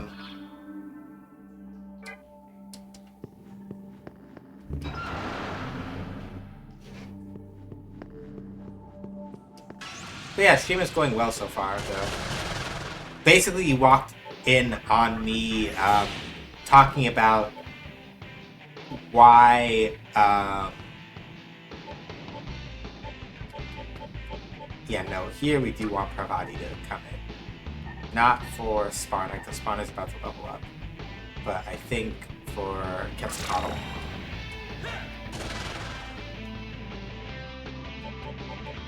Yeah, throw down a rocky dime. Smoke these things.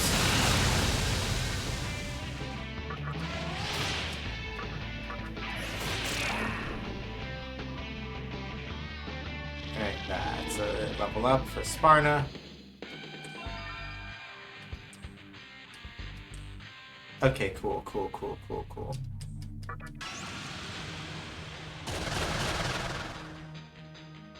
It's that phase of the game where you give your character the end of the story canon power. Yeah, pretty much.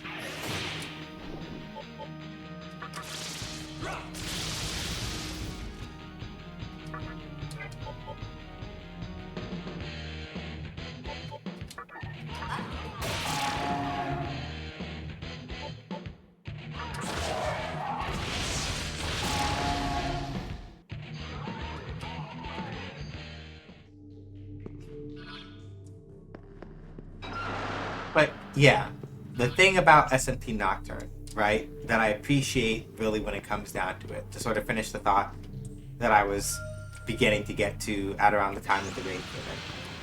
Yeah, but think about that at 100% Valhalla, I'll be playing it through the end of the year. Yeah. Ooh. Oh, that was dirty.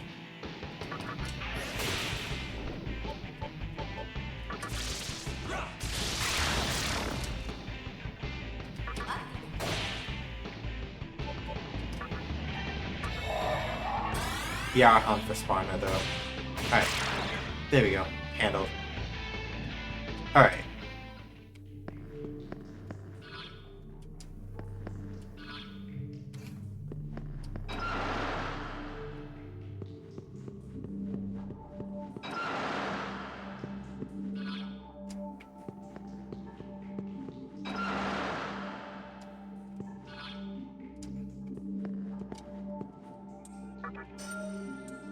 Okay, cool. And a light ball refund. That's always helpful.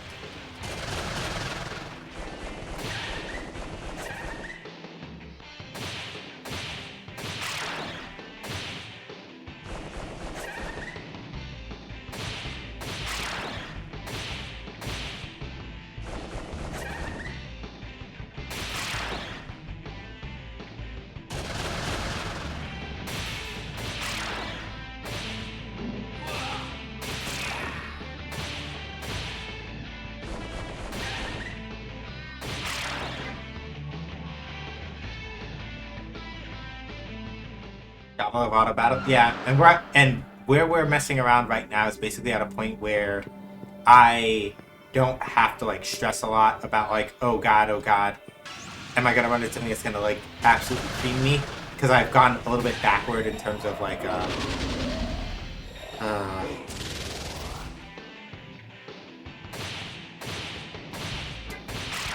I say that and then I immediately get hit with 2 war cries in a row, which makes this now take a lot longer than it needs to, which is annoying.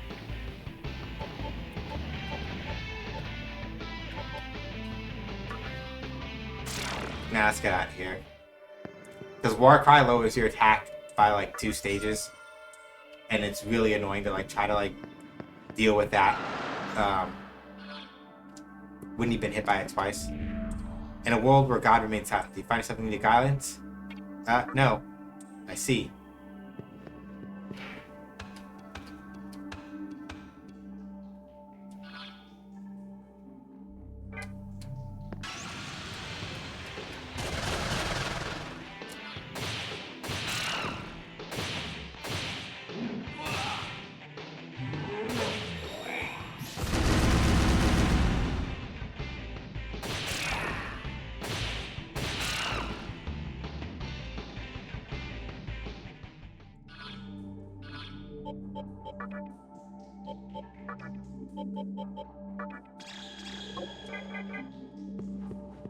But yeah, to finish the train of thought that I had before, or when Sage came in, like,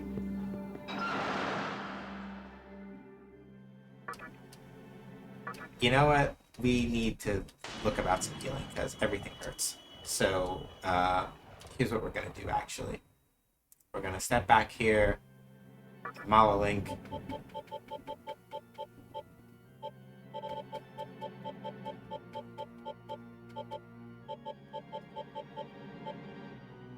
We're gonna go to Ikebukuro real quick and just kind of heal up because everything hurts. But right, SMT Nocturne lays out the reasons next to each other in a way that lets you sort of evaluate them for yourself, right? And by laying them all next to each other, they sort of lay out, I think, fundamental things about human nature, as well as like invites you to have a dialogue with yourself about which parts of human nature you do or don't find acceptable based on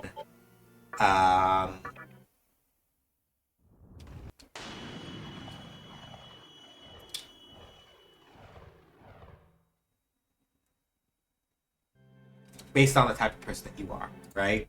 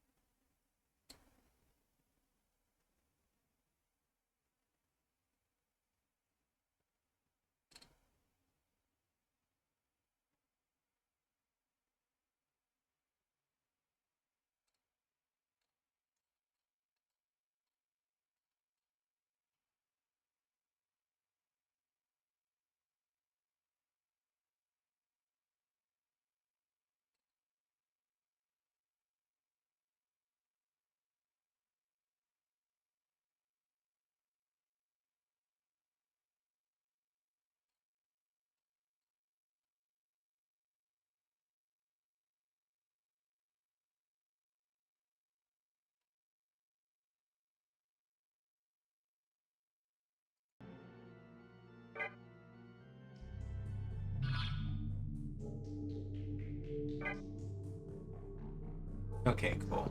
So let's get back to exploring around here now.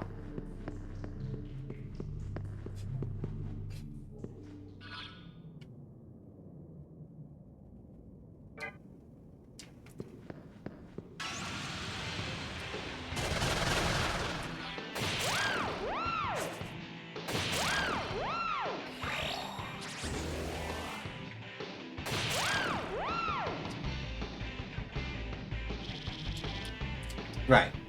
The thing I was saying before. So, because SMT Nocturne kind of like lays out all of the reasons sort of like right in front of you and lets you come to a decision about them without saying much one way or the other itself, it gives you as the player room to sort of like really sit and interrogate what things you think are right, what things you think are wrong. Right? And this is not necessarily like a novel thing, but I think it's just that Nocturne happens to do a very good job at... Damn it! Ads. I'll finish my thought when ads are over.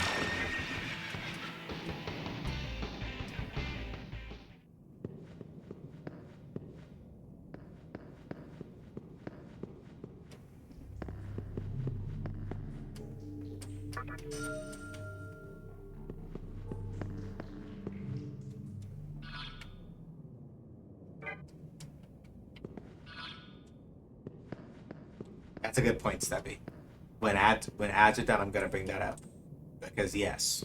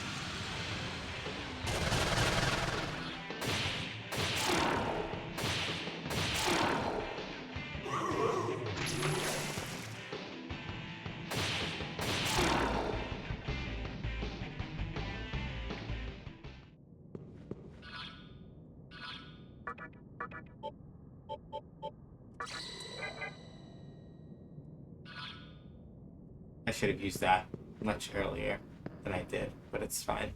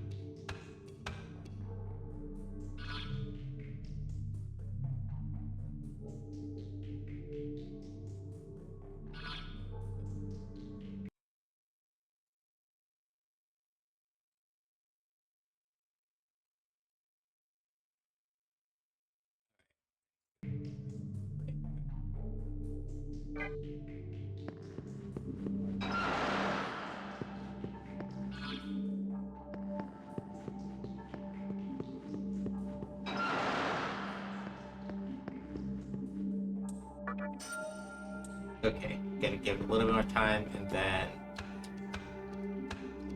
then we will get to it. Let me see here, though. I need to know it's the Kaja.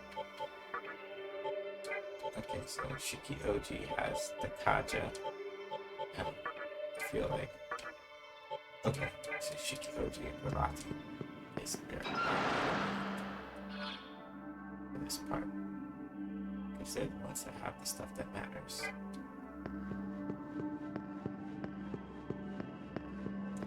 Okay, right.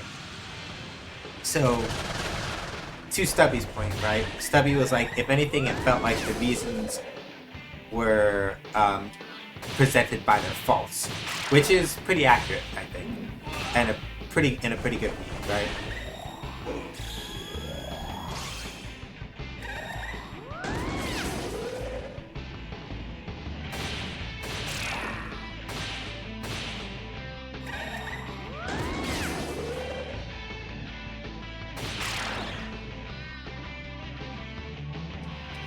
And I think that that's kind of like the important thing, right?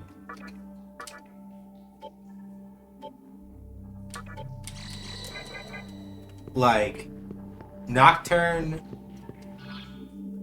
doesn't tell you explicitly, right? One way or the other, what to believe, as it were. But by the same token, neither does it pretend to not have anything to say. I think that's where I want to go with this thought, to follow up with what Stubby's saying. Because Stubby's like, if anything, it kind of felt like the reasons were presented by their faults, right? Yes, I agree with that sentiment. That's really, that's accurate.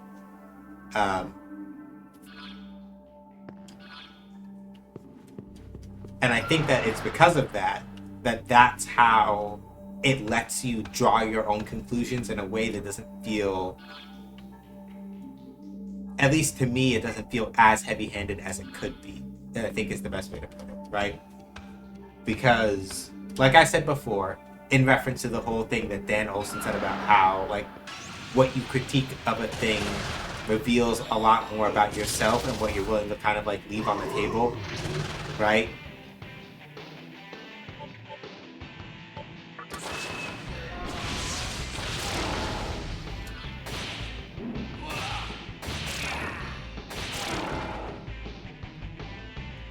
I think that it says a lot about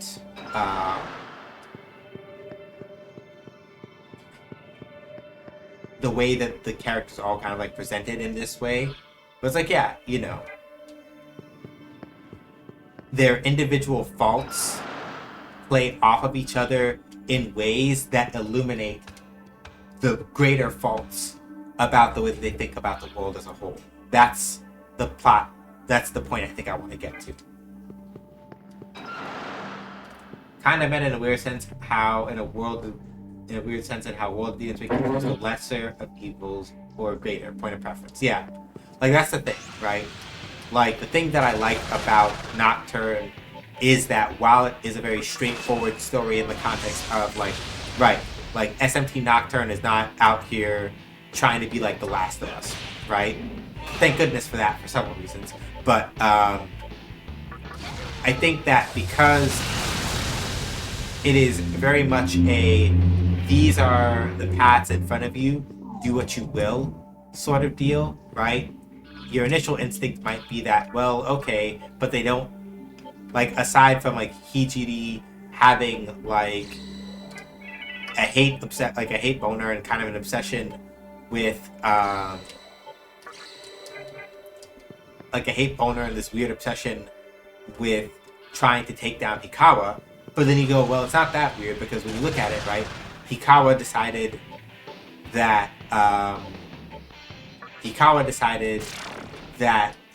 that whatever world he thought of was the better world is worth sacrificing a bunch of people and not really giving up anything of his own in order to get the power that he wants, right? And the world that he made, in turn, when you really think about it, is what's responsible for Chiaki and Isamu turning out the way that they did, right? Because when you think about it, if the Vortex world hadn't come to be in the shape that it is in this game, right? Like, if the conception had never happened,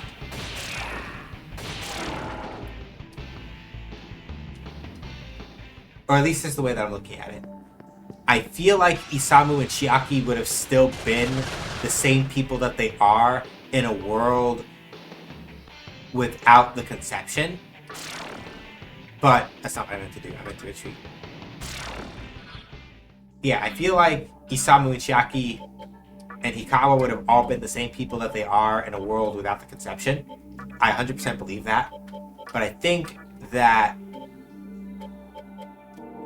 what strikes me in particular is that the conception, effectively speaking,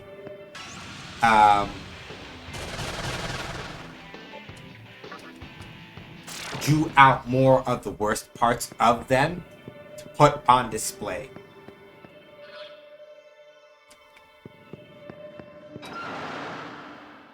And I find it interesting and to a certain degree compelling how, when it really comes down to it, what SMT Nocturne winds up asking you through them is, right, all of these individual things that are a part of human nature.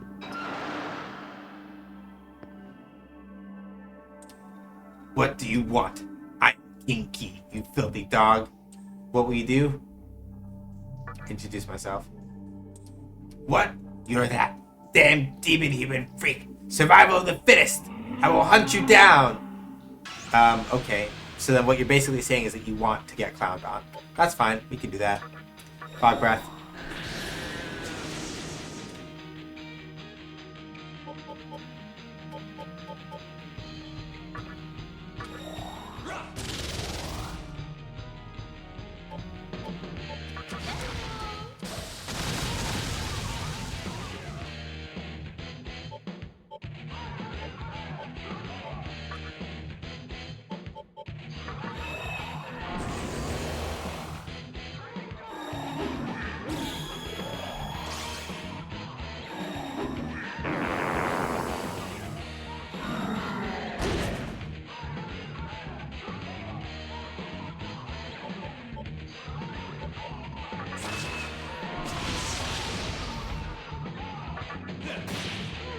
I didn't mean to do that. I meant to do... Ah, damn it. I wasn't paying attention.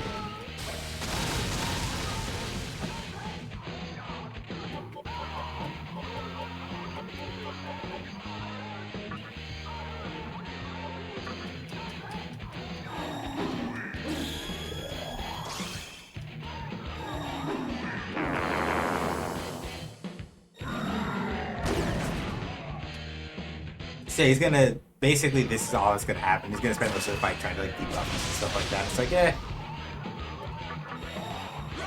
I meant to use Iron Claw instead of what I did do. I wasn't paying attention to what I was doing, and that's why I messed that up a little bit.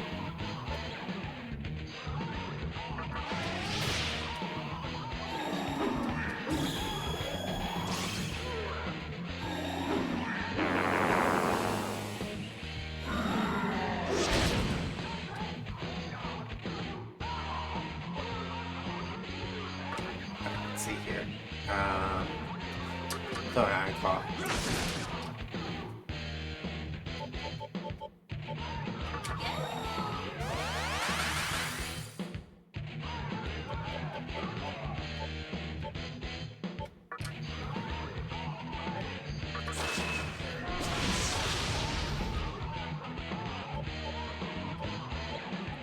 Okay, who do we want? Let's put in Titania, because physical attacks are not really doing it, so we need Titania to come in and do Titania things. That's it! You've gone too far, you son of a... Can't say that word, because that's not my word to use.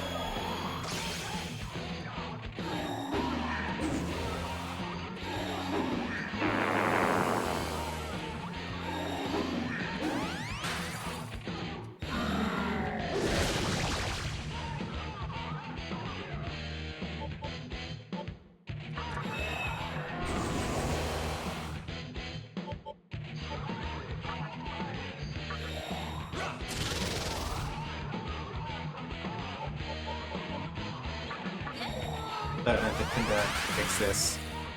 And then...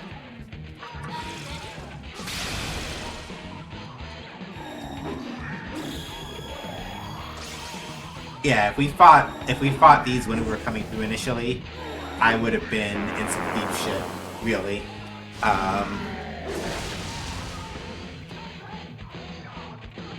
It would have been real bad.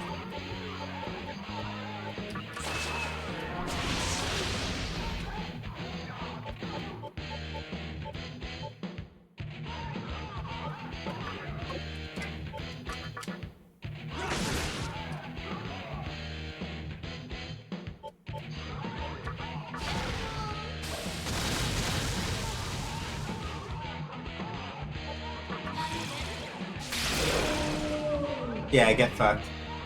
The world needs you more than me. Yeah, cause you don't got it like that, bro. All right, that's handled. But yeah,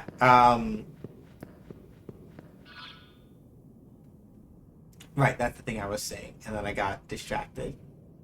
After absolutely like clowning on this man, but like.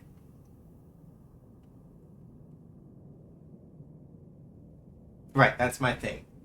Nocturne, because it does such a good job of sort of like presenting each of these things.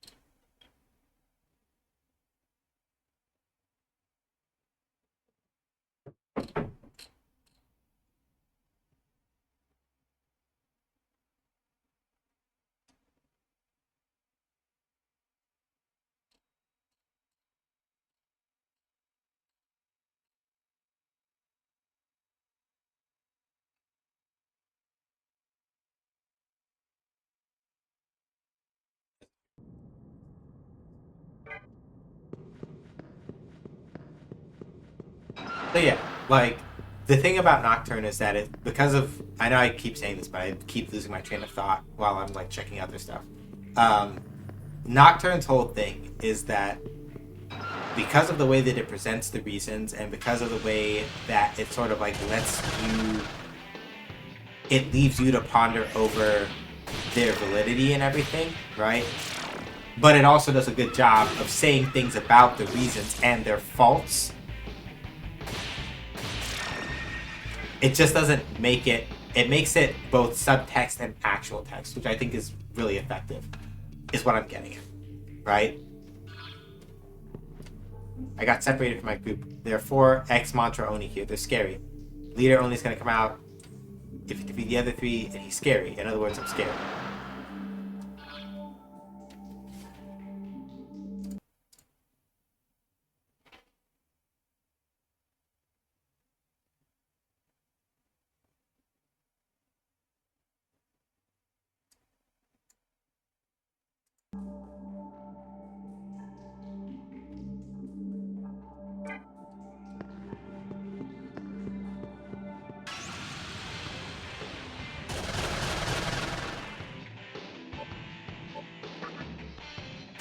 Now we're good.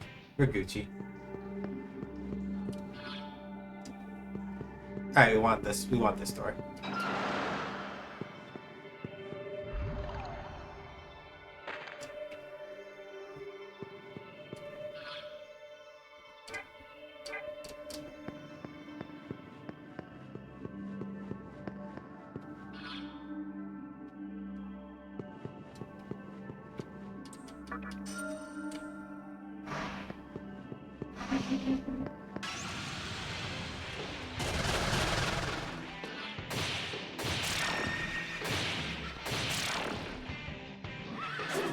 Right, to go back to the other comment I was saying.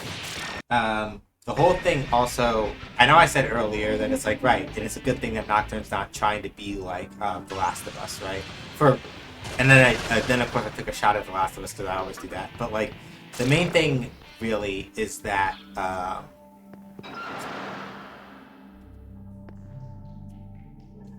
I've never seen you before. I'm Suiki, and if you didn't know, I'm one cold-ass villain. But don't worry, I won't hurt you, so why don't you come over here? Okay. Heh, you're a lot ballsier than you look.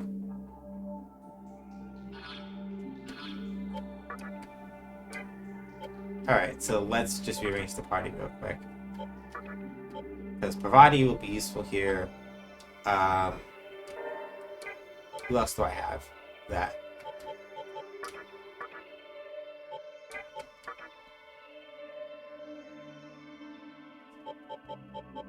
Titania, not so much, so...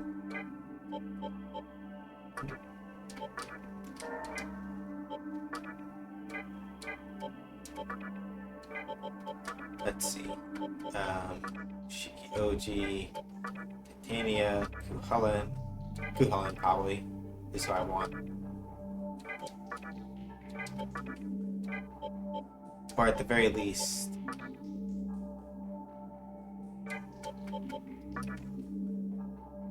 Yeah, we'll put in Kuhulan. And, so, party, summon. We'll do Kuhulan and Quetzalcoatl.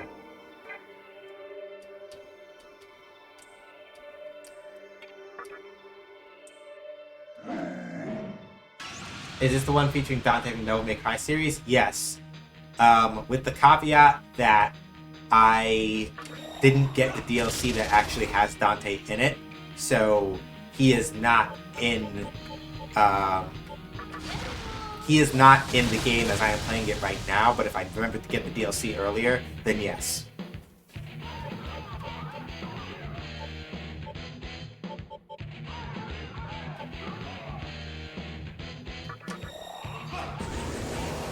So one Skukaja, one Fog Breath,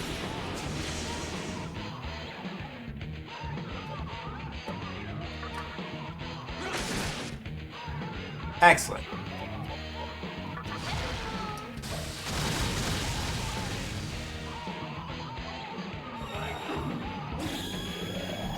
Yeah, Beast Eye, Ice Breath. Yeah, that's not gonna do anything, but you're not gonna have a good time right now. I saw the new OP for the new Devil May Cry anime. Yeah. They sure picked the song. I don't mean that in a bad way. I mean that in like a very good way. They sure picked the song alright.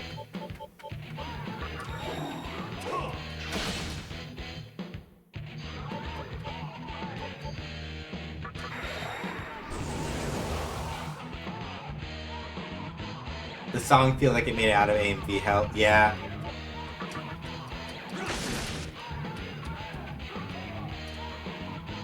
Hey, you're pissing me off, so get the hell out of here. Alright.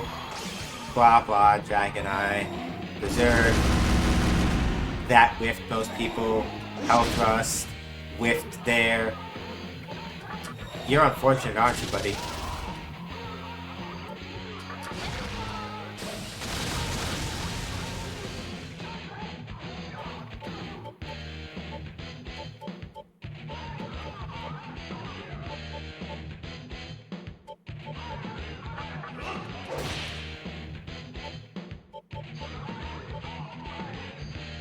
I'm so hungry, BRB. Okay.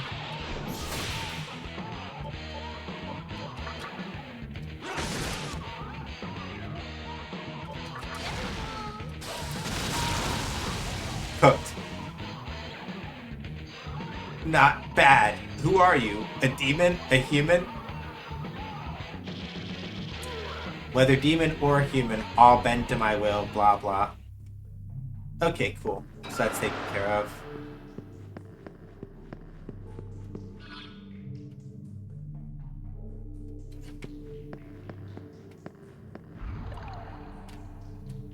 Yeah, we gotta drop down here.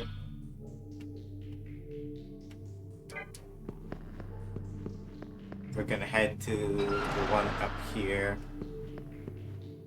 Yep, light was snuffed out. The darkness, if you landed gently on the ground, that's fine. Cool, got a medicine.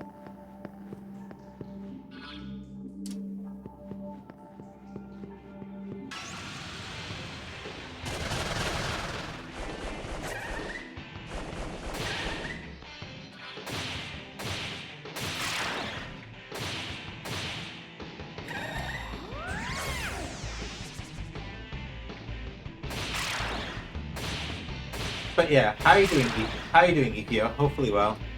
Good to see you.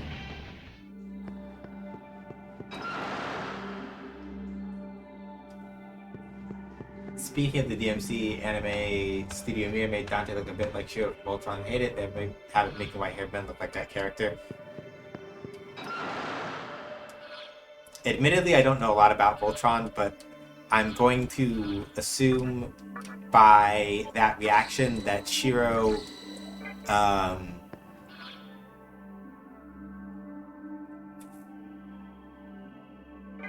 is probably at least a little bit of a scrub in some aspect. Because you usually, and I mean this obviously in like the best intentioned way. Usually, like Shiny's scrub sensor is really good. So I'm going to assume that like if that's the reaction, it probably means Shiro's a scrub.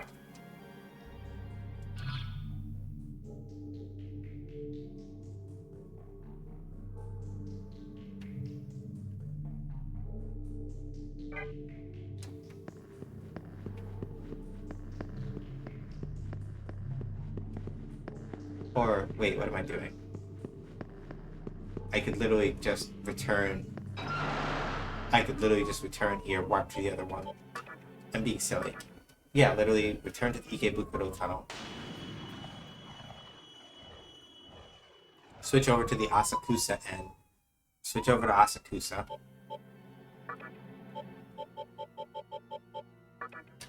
Because then it still gives me time to like run and stop and go do that other. To run and stop, heal up at Asakusa, then go back to the train station on the other side.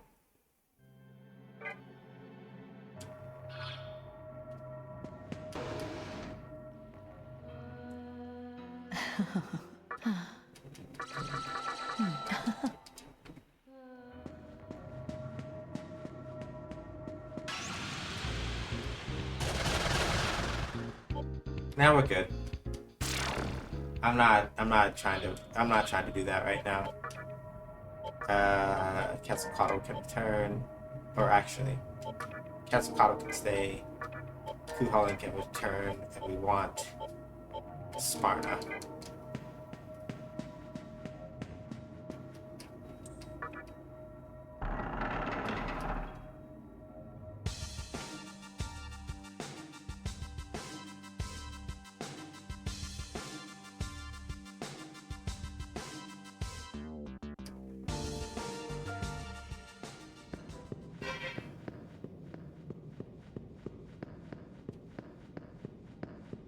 So my timing on this part is a little off, but we can make it work.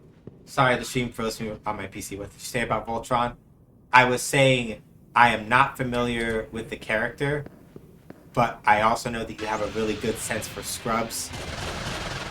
So if you're saying that like they made him look like this character, I don't know because I haven't watched Legendary Defender. Is what I mean. Assuming that's the Voltron that you meant. So I haven't seen that Voltron, which means I don't know anything about Shiro. So I was like, I'm not sure if that means that, if that speaks more poorly about Shiro or what, but I'm going to assume that this means that Shiro is probably a scrub because you have a very strong sense. You've got like a really strong scrub sense. like characters who basically ain't shit, I generally trust your judgment on that. So I'm going to assume that by virtue of the fact that you said, like, I hate that they made him look like this character, it's like, okay, this character's probably on some fuck shit. That's what I was getting at.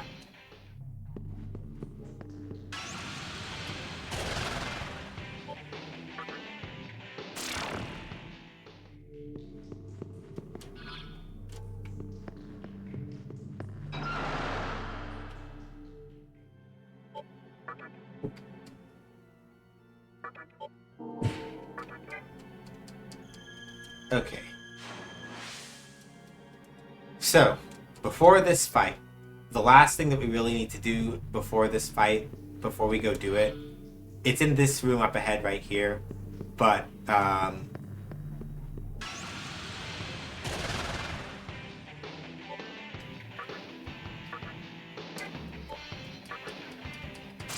basically we need to make absolutely sure that we don't go in until we have, like, a full moon. And the reason for that, we're going to talk about when we get into there.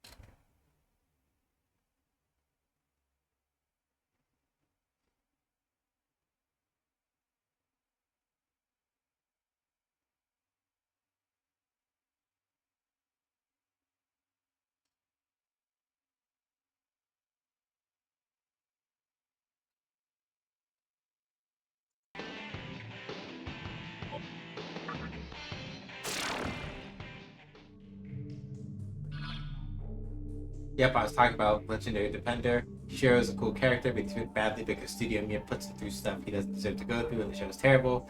Studio Mir also has a habit of shame-facing many of the characters that they handle.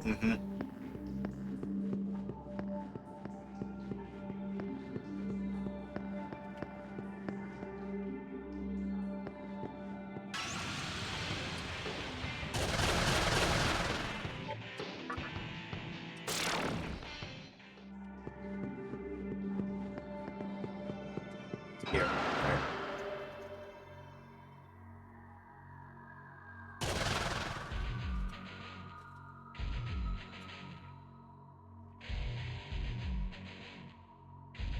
My name is Ongyoki.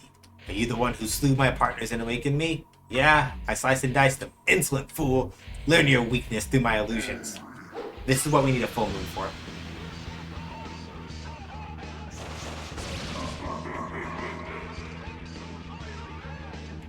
What you see may not necessarily be true.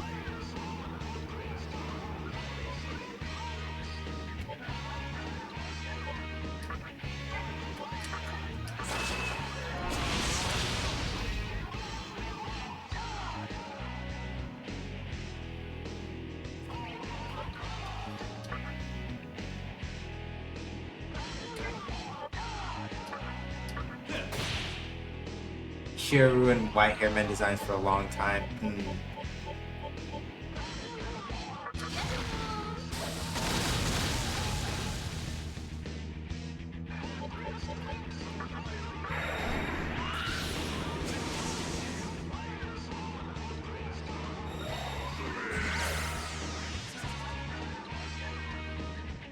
Was that lucky as an interface that tell that you're licensed guessing?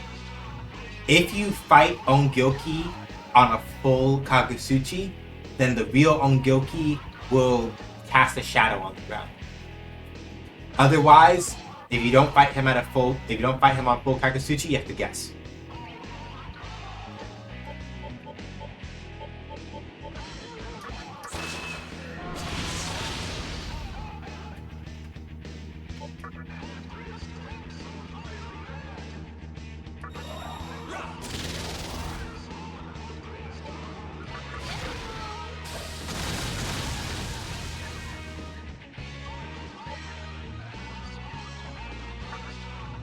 Oh wait, no, I shouldn't have passed. Because now wasn't gonna get a second turn anyway. Alright, Dragon Eye. Power Kaja, okay. Raku Kaja, okay. Suku Kaja, okay. Replicate. Yeah, see? So on the far left. That's the one.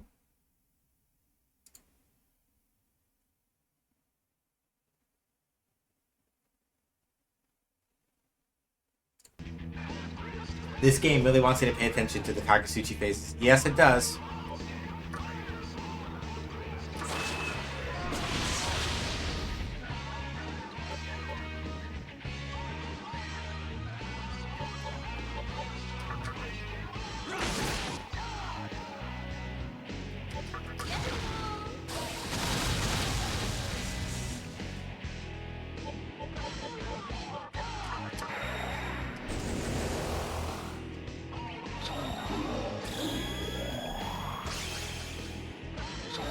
Power Kaja, okay, Raku Kaja, and then Suku Kaja again. Alright, we're gonna fuck him up with the Kaja in a second. The third one.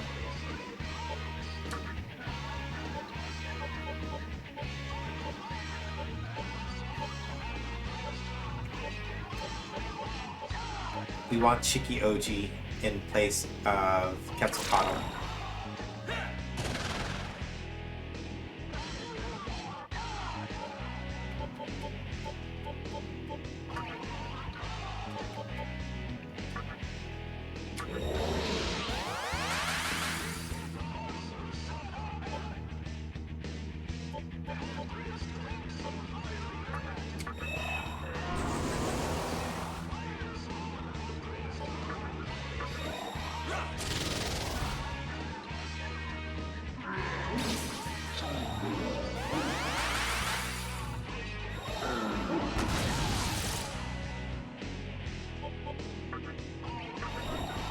It was the third one.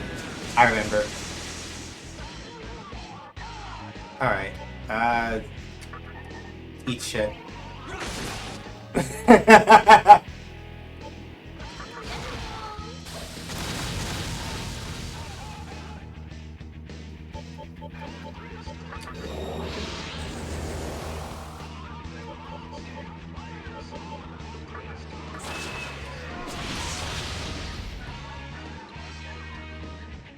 He saw through my illusion. Will this be the last I see of the world? Probably. Sucker. Power Kaja. Raku Kaja. Suku Kaja. And then you're gonna do illusions again, aren't you? Sucker. Alright, let's see. Yeah, third one again. Man, shut up. Alright. Focus. Agidine.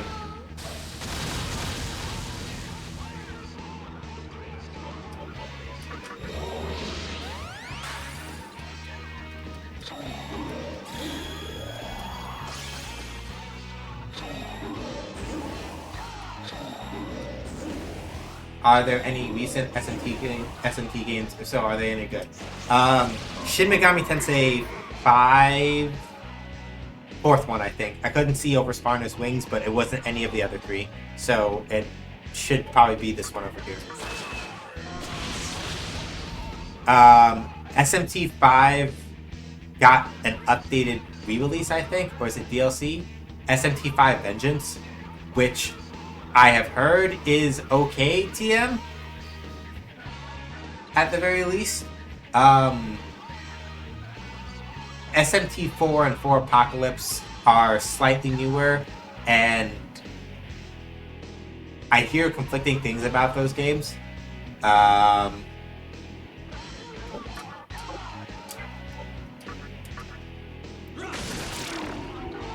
Get fucked. Remember, there is not always just one truth. Yeah. Excellent. And I got Deadly Fury, which is what I wanted, really. Alright.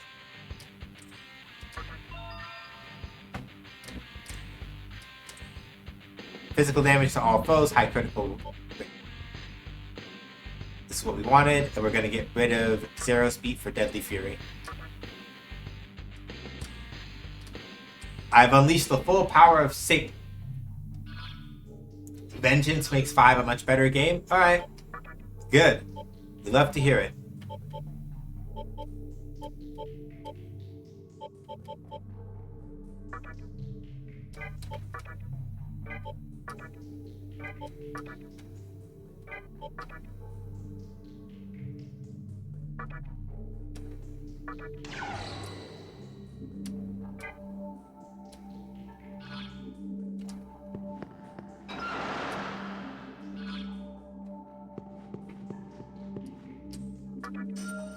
So we get a bead. And the Magatama Murakumo.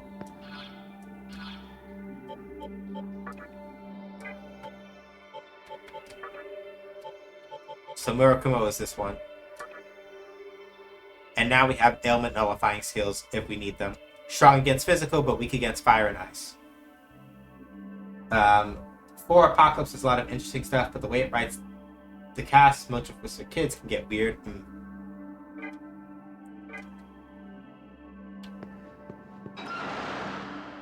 So now that we have all of these Magatama,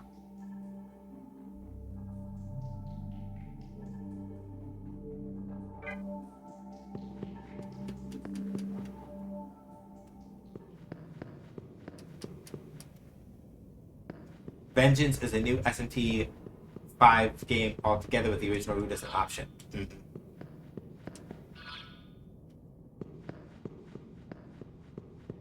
Yeah, that's good. That's good.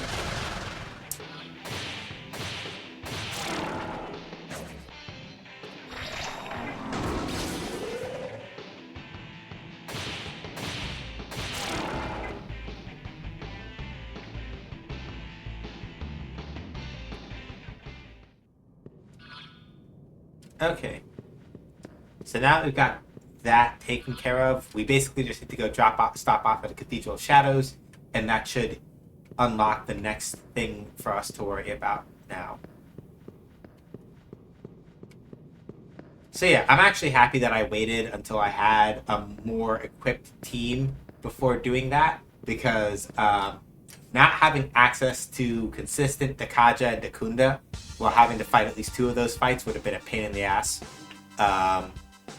Technically speaking, you can do this as early as the first time you come to Asakusa, because it's not like the Oni will only unlock after like a certain plot event. Basically, once you reach Asakusa, you can literally go and do that entire set of fights if you really feel like it. I chose not to because at the time I didn't feel like going to go look for them, but also my demon setup was probably not super great at that point in time, and it turned out to be much better for my health physically. Welcome to the Cathedral of Shadows, where demons gather. Magatama. Okay, cool. Which means I'm missing one more, I think. Oh, all right. Yeah, I'm missing one more. So let's see. I thought I made a mistake and I assumed that the one...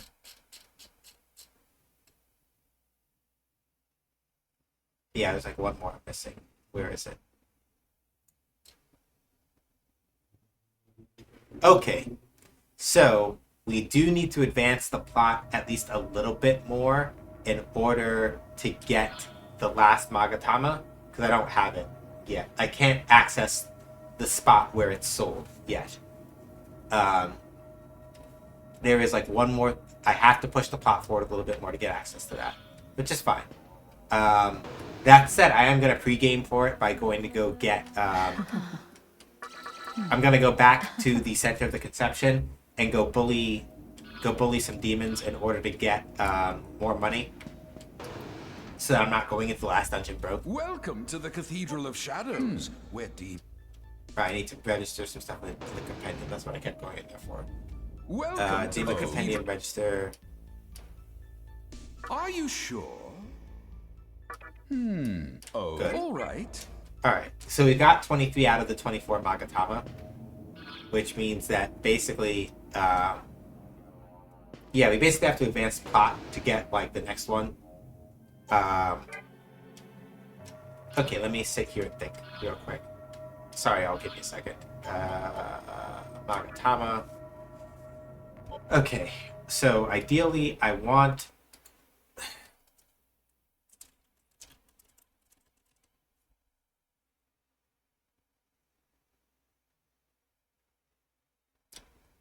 Okay, yeah, I want Spiral Viper next. Right? I want Spiral Viper next. So hang on, I gotta do some leveling calculations here.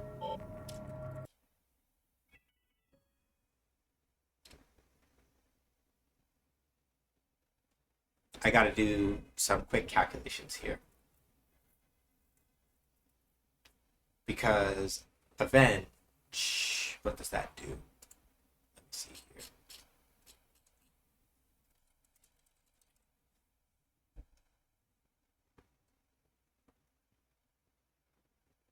Okay, so Avenge, 50% chance to counter enemies' physical attack, heavy damage. I can skip that. I don't like really relying on that necessarily. SMT 6 is going to be a thing soon, and I hope it will have a good story from the start. 5 was going to have a much bigger plot than it got, but then COVID happened. Yeah, that sounds about right. Okay, so then I think, yeah, I want to be on Gaia. Okay, so I want to stay on Gaia. So here's the main plan right now. Looking at the skills that I want to build, that I want to pick up at some point. So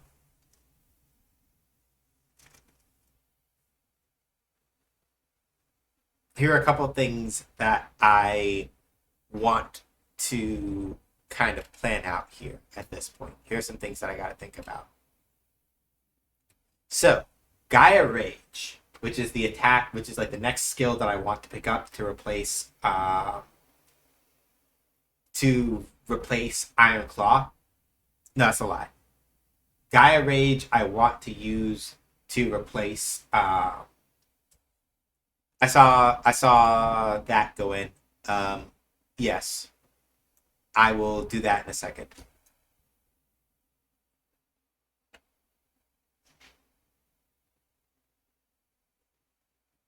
So, Gaia Rage I may want as a replacement for Deadly Fury, but we're not going to be able to get that for like a hot second, right? Gaia Rage I can unlock from Gaia at like level 74. So I do want to have Gaia on for my next level so I could skip Avenge and just have Gaia Rage ready for level 74 if I want it, right?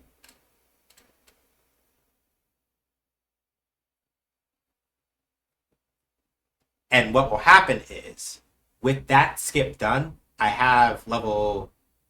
Let me double check my level right now. I'm level 60... what right now? 68 right now, right? So, Avenge, I can pick up and skip from Gaia at level 69. Once I've done that, right, level 70 and level 71, if we look at my Magatama real quick, right, and we come over to like Gundari, right, I can use level 70 and 71 to skip 2 skills from here on Gundari and get Spiral Viper at 72 flat. This is important because once you skip a skill, you can't get it back again from that Magatama. Like, you can't do that. So, that's why the planning of this is important, because it keeps you from wasting levels that you can use to either skip progress on Magatama where you want skills from, or otherwise. So, we're gonna keep on Gaia. We're gonna keep on Gaia like we have right now, We're gonna skip Avenge at level 69, and then switch back over to Gundari, right? We'll skip Wind Cutter in the other one and pick up Spiral Viper at the end, and bam. That then gives me, that means that I've mastered this manga. I will have mastered Gundari, and then it's just a question of waiting until and then it's just a question of deciding whether or not I want to trade Gaia Rage for Deadly Fury. I saw the everybody stretch. Here's what I'm gonna do. I gotta use the restroom real quick, so I'm gonna just go AFK real quick, come back and do the stretch. Promise. BRB. 5, 4, 3, 2, 1, and action.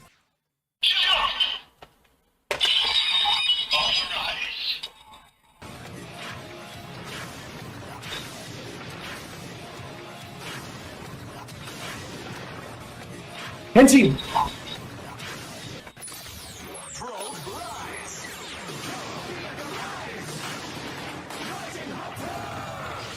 jump to the sky turns to a rider kick.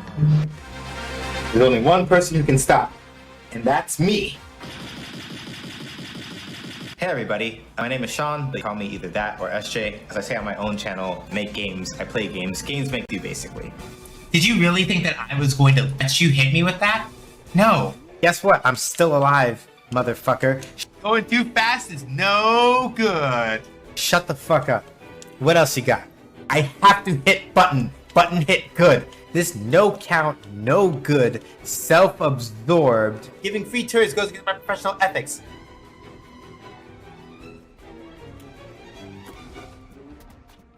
I saved your ass! Yo, the nerve of this motherfucker. The absolute gall. The complete stinkiness. Do you see these motherfuckers? They stole all my shit! Fuck out of here. Fuck you. I don't give a fuck now. Stank ass, punk ass, smelly ass motherfucker. Yo! Not with the deep cut. My brain is full of eels. Anyway, so Fuck. We should just play this fucking video game.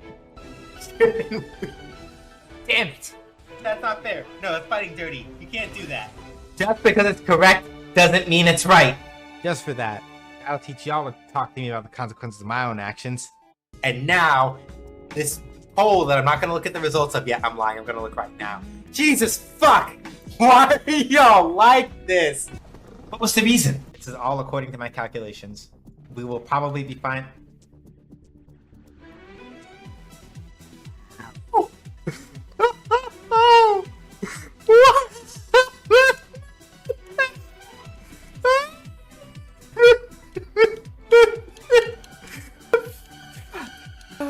God damn it. Can somebody clip that? Going too fast is no good. You facetious motherfuckers. You really are gonna stand up in front of God and everybody. Oh my fucking God. No. No. I can't fucking stand you. How dare you? How very dare you? You right, but shut up. Give me a church. I told y'all I was gonna get a church, and I got a church. Apis above be praised. Amen.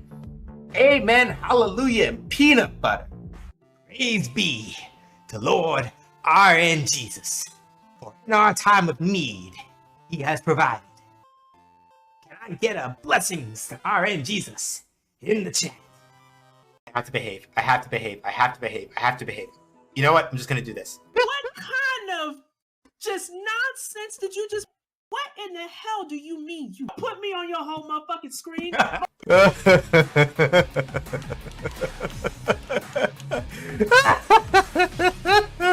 They're all gonna die. Somebody clip that. Oh no. Not again.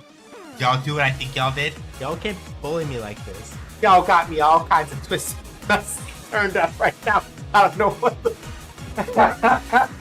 I applaud you, but also, God fucking damn it, I would just be like, it's fine, it's fine, it's fine, it's fine, it's fine, it's fine, it's fine. I should be fine. Fuck all of you. No! No! No! That's not how this works. I am the danger. Oh yeah!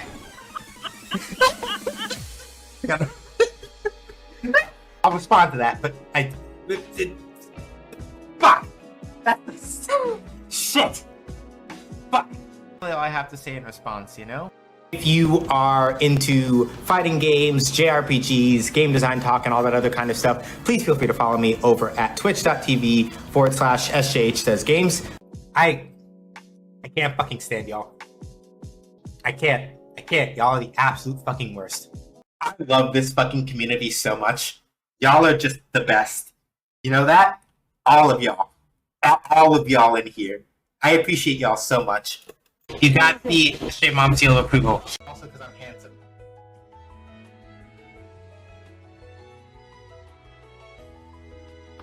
Good job.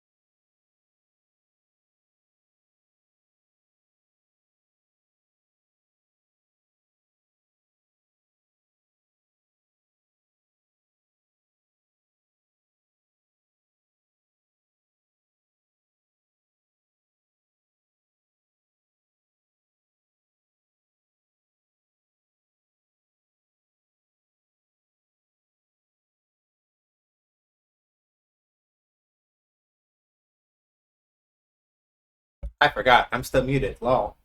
Right. Like I was saying, thank you, Catwood. Appreciate it. Everybody stretch means everybody stretches. If it hurts when you start doing a stretch, stop. Do not push yourself harder than what your body allows with the stretch. I got a little bit of I still got a little bit of a kink in my neck here. So what we're gonna do is we're gonna do shoulder circles first. So take your shoulders, don't tense up, just lift them a bit. Circle forward and down, back and around. It's like you're shrugging, pulling your shoulders forward, one them back. 1, 2, 3, 4, 5, 6, 7, 8, 9, 10. Okay. Next, your arms. 1, 2, 3, 4, 5, 6, 7, 8, 9, 10. Reverse. 1, 2, 3, 4, 5, 6, 7, 8, 9, 10. Shake it out.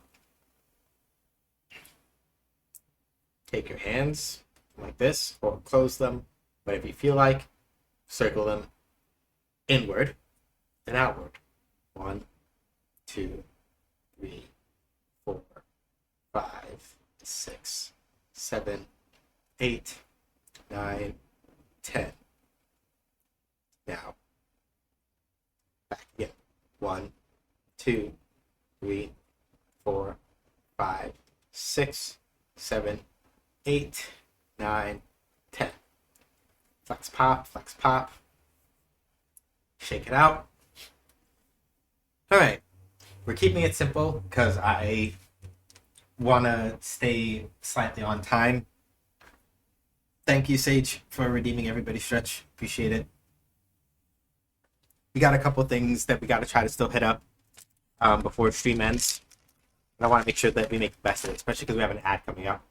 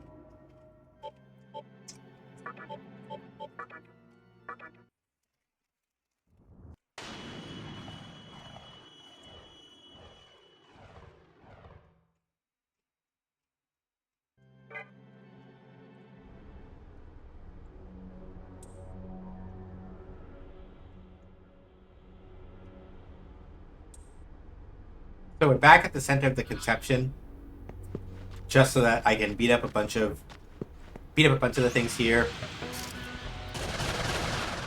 and get treasure to sell.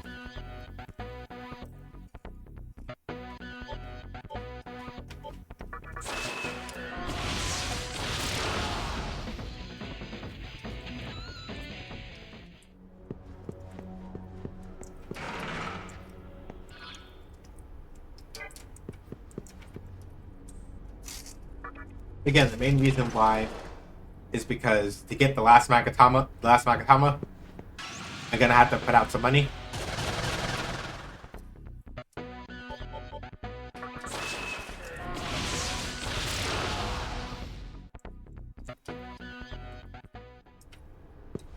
And I hate being broke in video games, so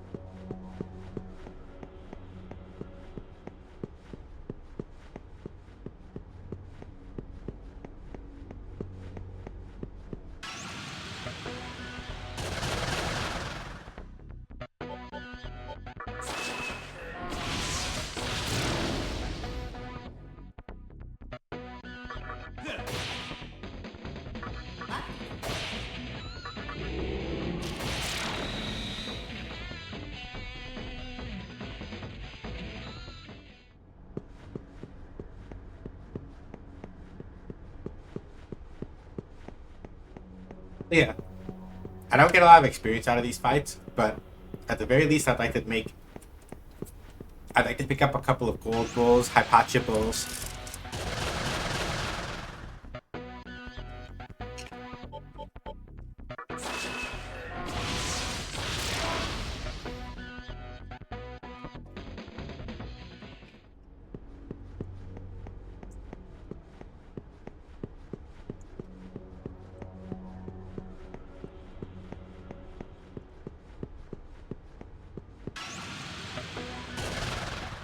So I can just buy whatever stuff I need if I feel like it.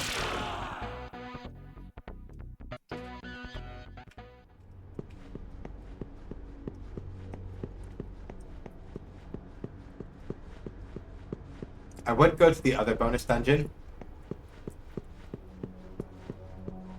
but the main thing about the other bonus dungeon is that where the Demi-Fiend was born, is that while it's good for farming items for experience gain, it's more involved to traverse than here.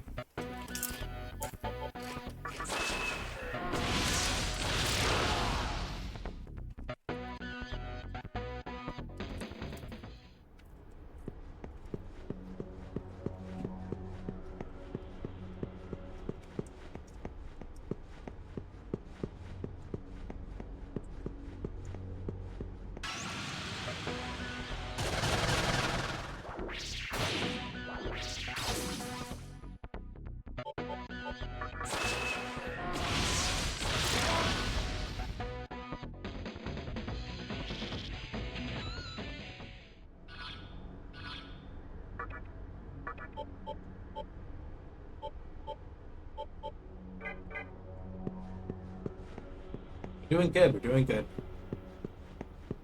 See if I can scoop a couple more, and then that should be more than enough for me to be able to afford the last Magatama when it comes up. And we'll wind up advancing the plot like a little bit, but not by very much.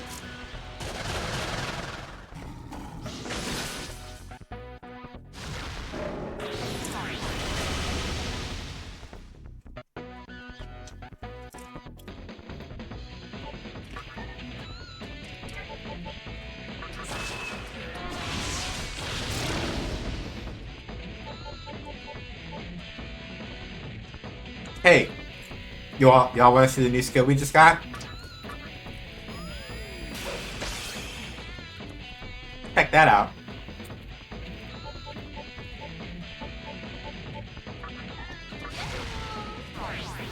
Oh, they absorb fire.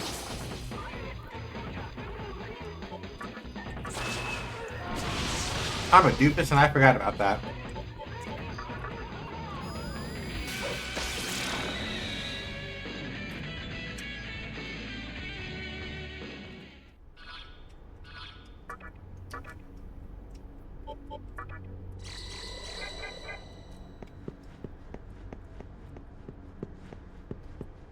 But yeah, that's Deadly Fury for you.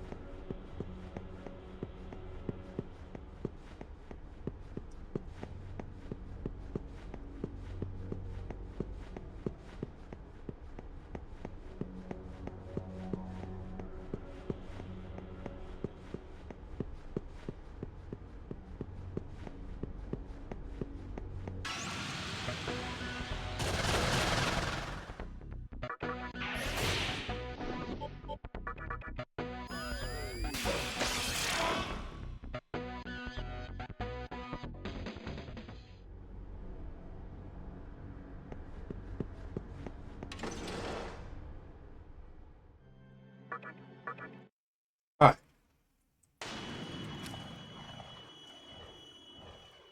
I think that should be enough.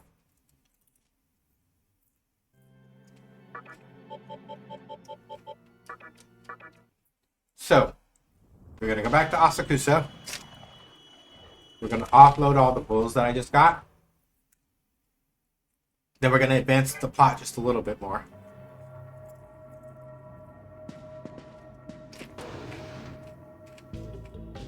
Hello there.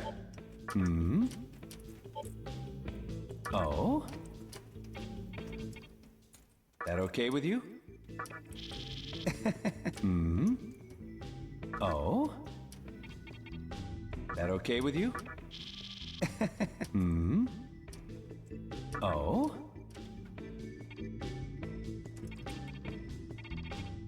That okay with you? Yep. Alright. All good. Got it. Alright, cool. Exactly what I wanted.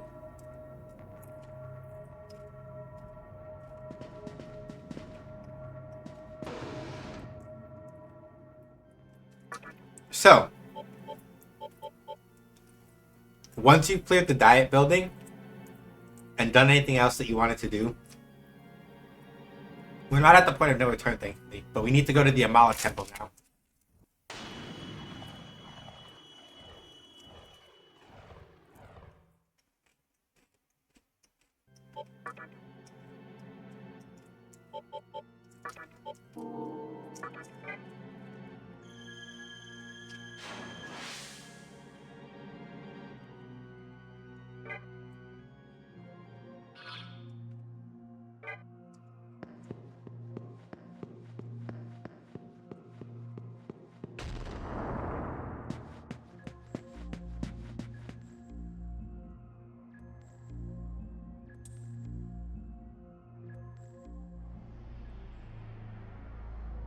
The time has finally come. The way shall now be revealed.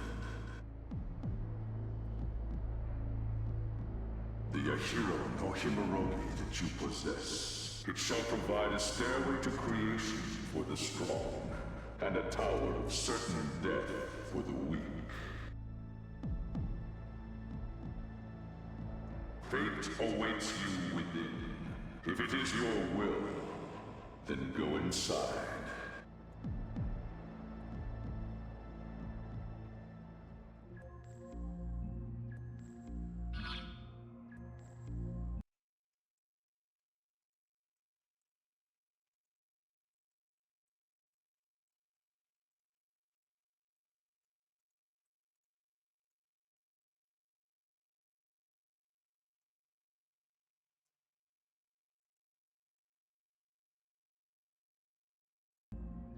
Now, once you've gotten that message, you want to advance right here, back to this spot, to enter the central temple.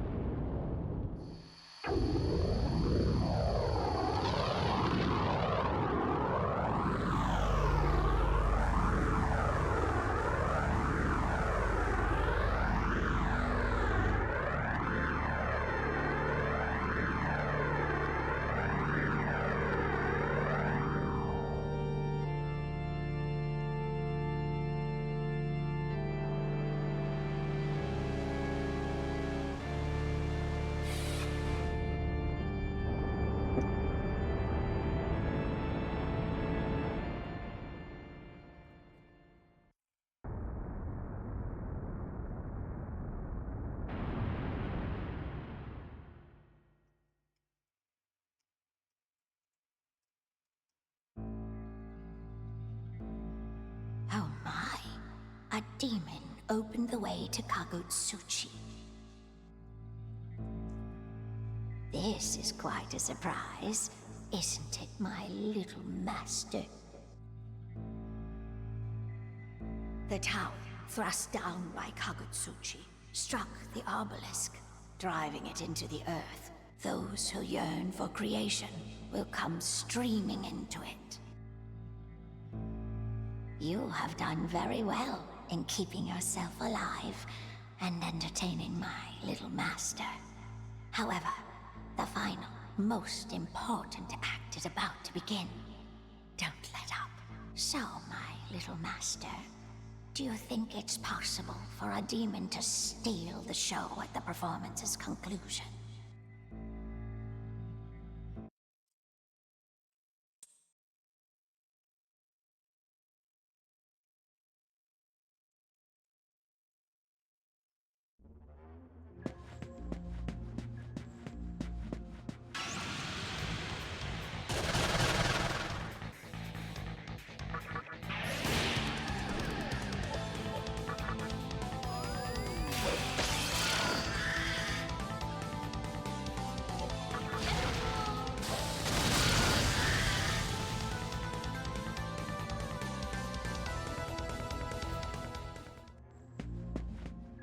Yep.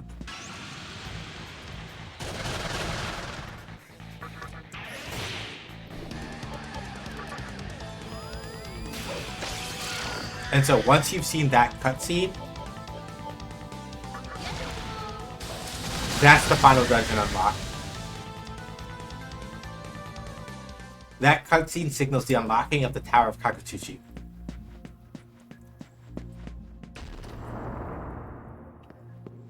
So before we go there, though,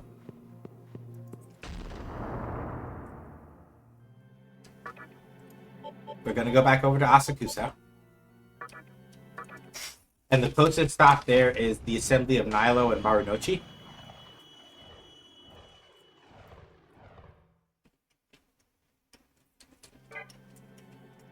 So we're gonna come back over to Asakusa first and rest up.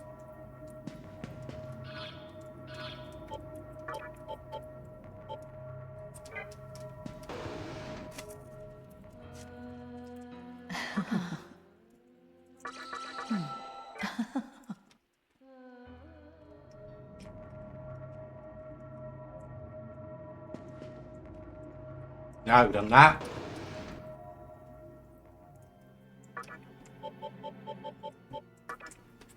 Come over to Marunouchi.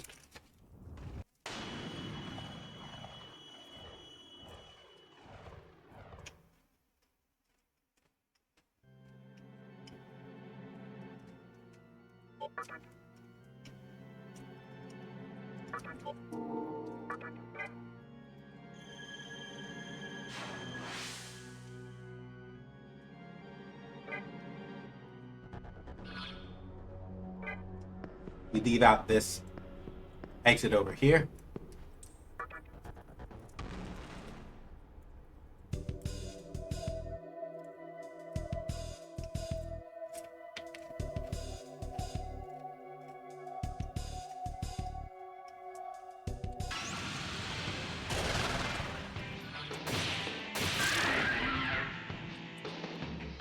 And the map music has changed too, so that's how you know we're serious now.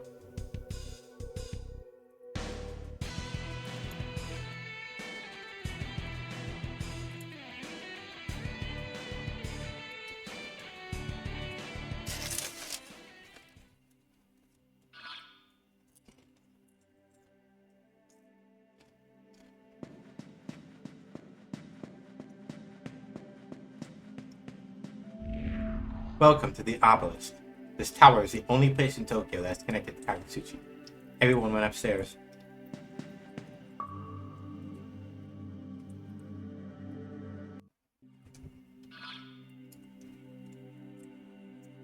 So the other floors of the obelisk are not completely gone.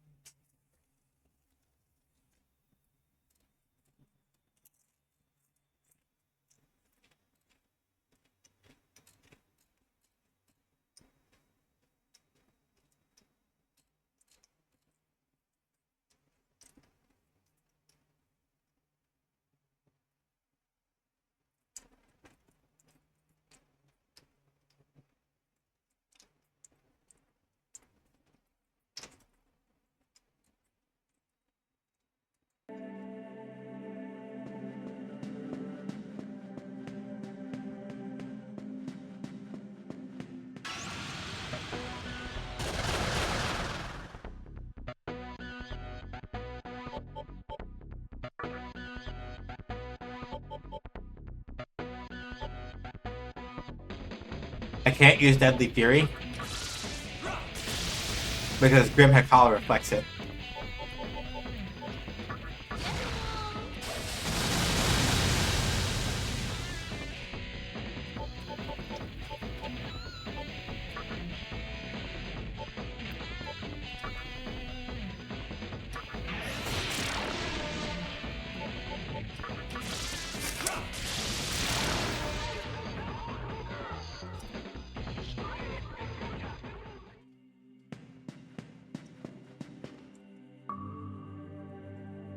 That'll do in a pinch.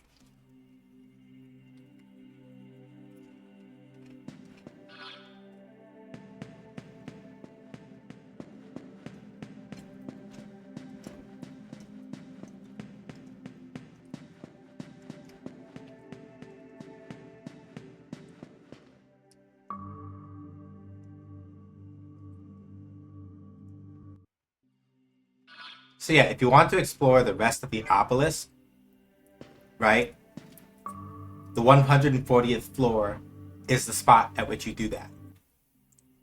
So, when you enter the obelisk on the ground floor, all of the previous structure of the dungeon that was here the first time you came gets pushed downward.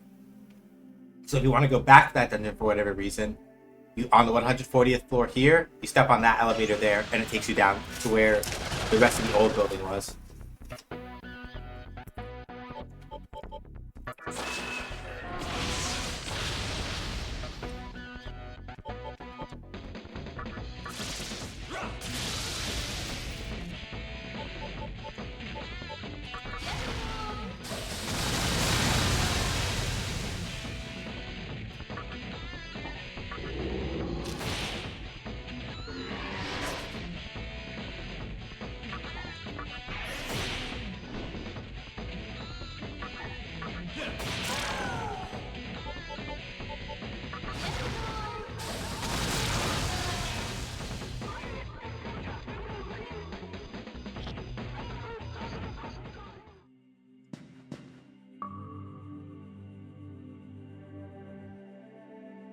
And now here, there's light coming from above. Will you ascend? Yes.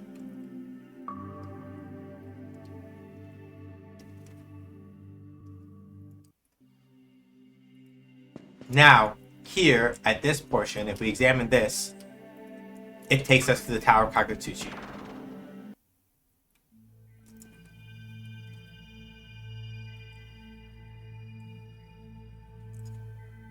Now, here's the important point. Who are about to ascend my tower, and who wish to enter the light, show me your heart.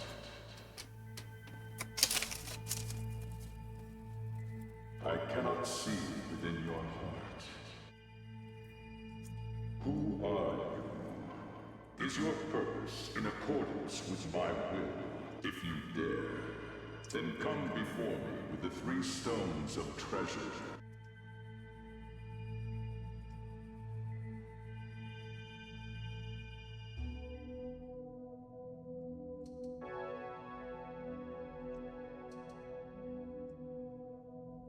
So, again, this is not like a hard lockout, but I will note that based on what Kagutsuchi says to you,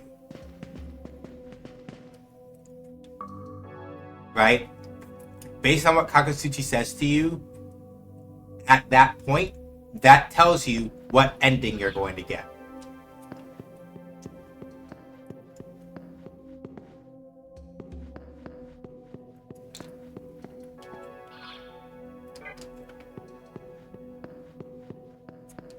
So, in this version of Nocturne that we are currently playing,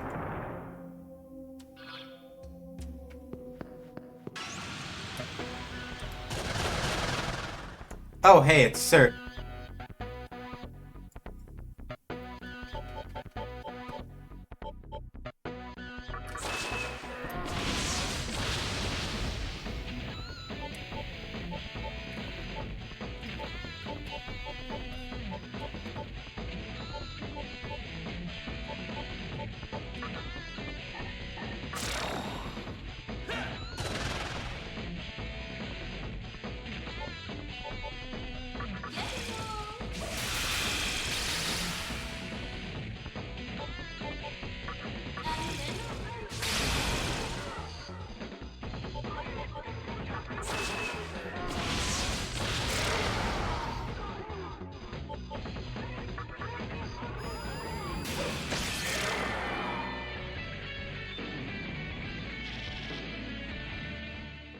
So basically,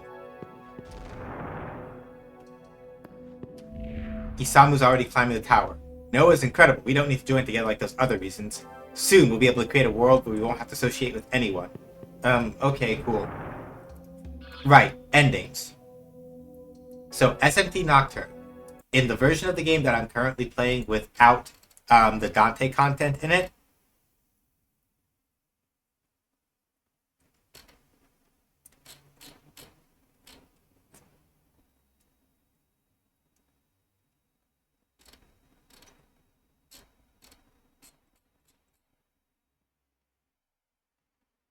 yeah. Basically, whatever Kagutsuchi tells you,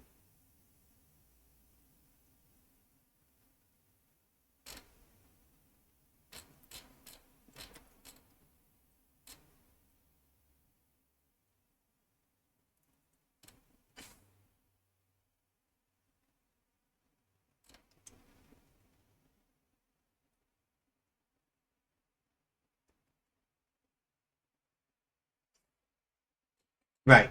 So basically, depending on what Kagutsuchi explicitly tells you,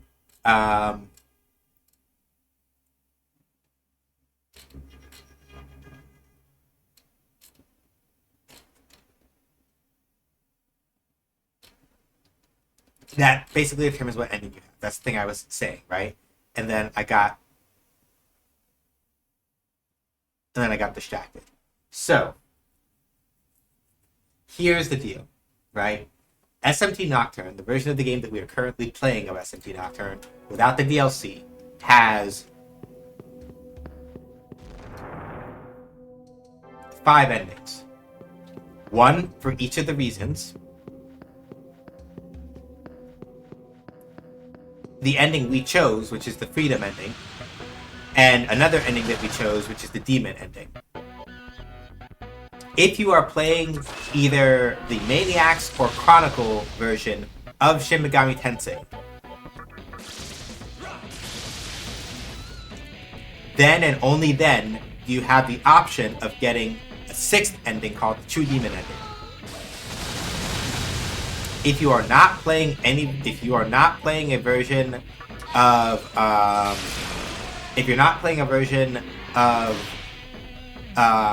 SMT Nocturne so the nice thing is that the Chronicle DLC is free. The Maniacs DLC, which is the Dante version, is not free. But it is possible for you to access for free. We, the Believers of Shijima, will follow Commander Hikawa and conquer the tower. Infiltrator of our stillness, be gone.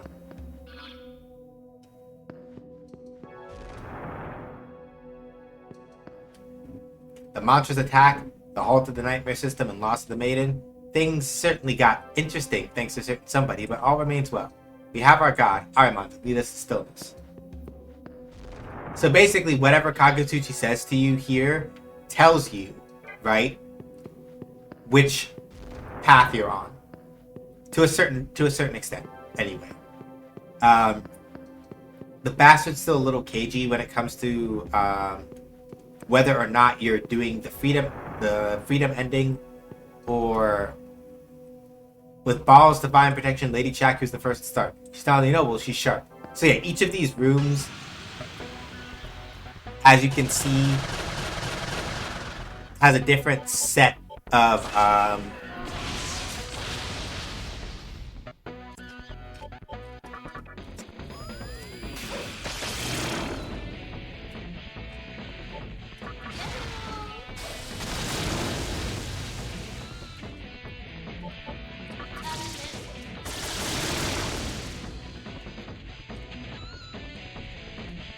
each room in here, as you see, has a different set of aligned demons.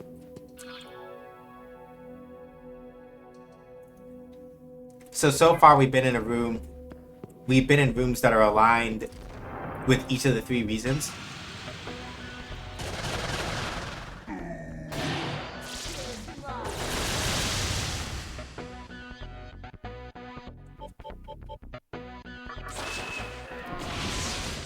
And you can tell which reason is which.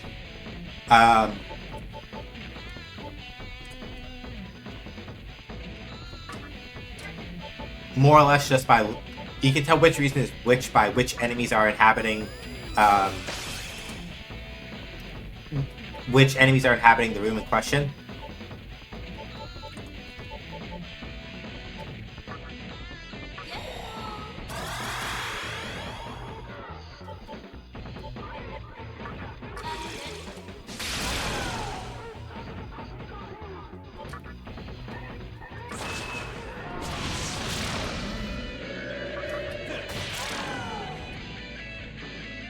So right now we are in we're in the Yosuga rooms right now, right? Because you see that we are running into a bunch of angels, so all of like Chiaki's little cronies.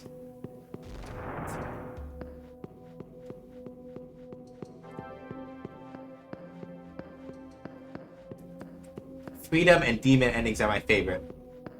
Regular demon or true demon or true demon. We mannequins have also climbed this tower. We've always been looking up, contemplating Kakatsuchi's nature.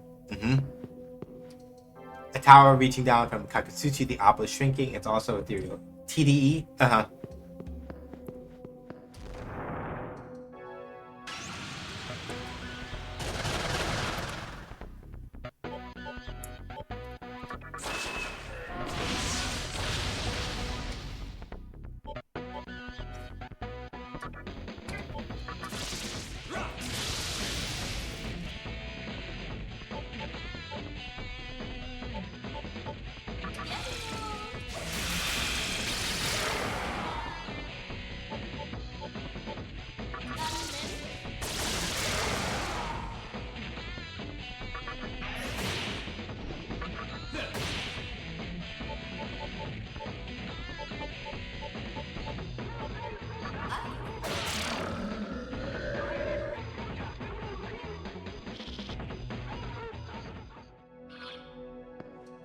Leaders of each reason are climbing the tower. The final battle for creation is about to begin.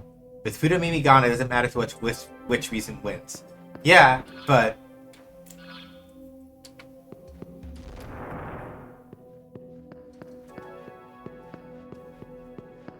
Yeah, so basically speaking, the only way to go higher up in the Tower of Kakatsuchi is to find the room that matches your reason. Which reason are you here to support? None of them. That's also an option. You're damn right.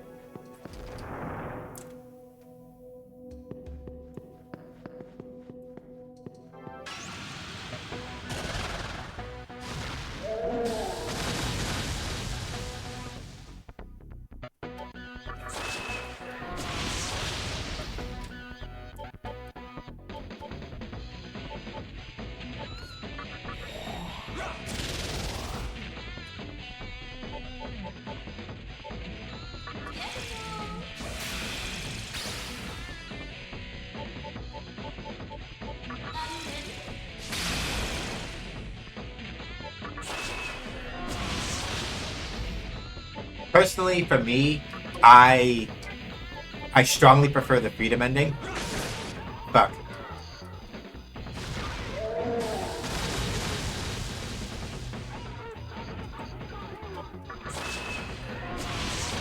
Which is why that's the ending that I picked for this run. So I talked about this briefly. Magatsuhi is flowing up toward Kakatsuchi.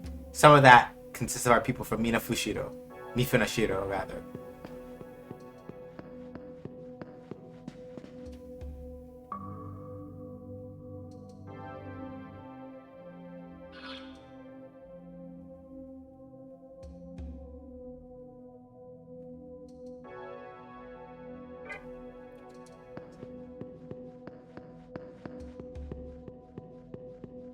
So basically, if you're going for either the normal demon or the freedom ending, then your entrance to the Tower of Kakatsuchi is basically right in front of you, right when you come off. And you can choose to like manually explore if you so feel like it, but really, you're not obligated to.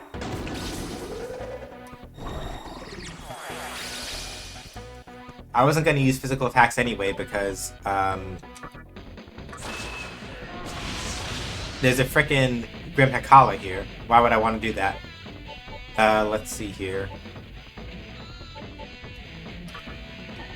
Yeah, let's do Ganesha.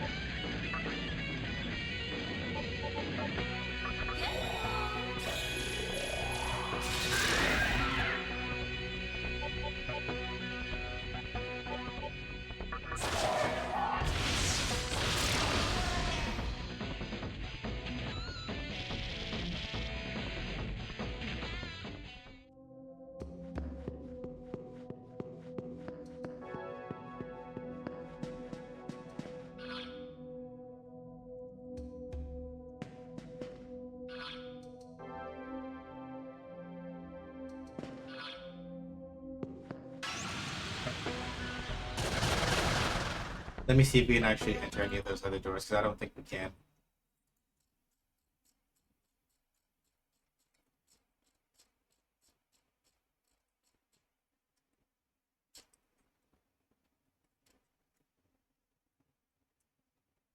Okay, we can, but not worth it right this second.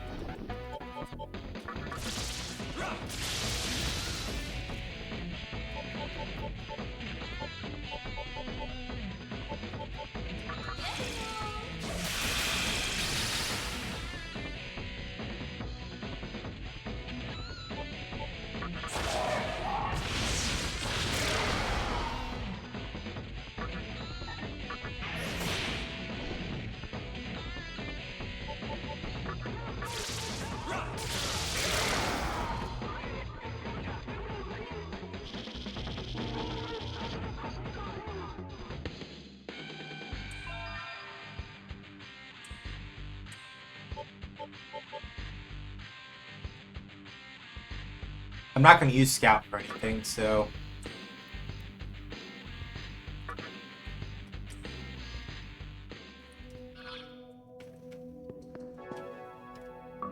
You're going to ride this one up.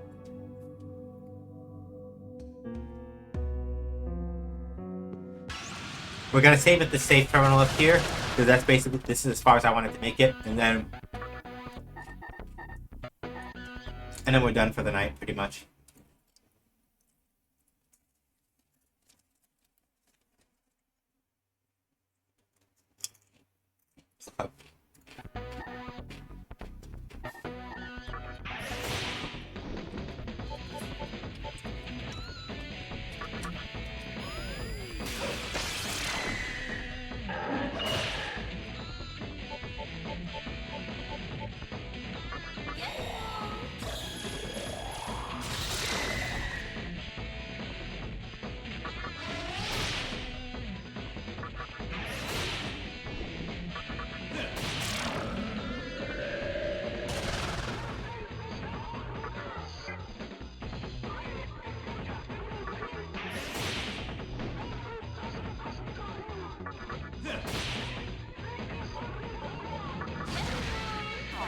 Ah.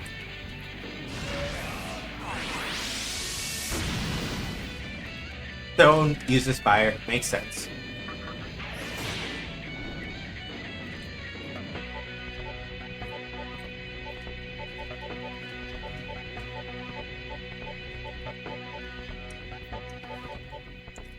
You know what? Quetzalcoatl.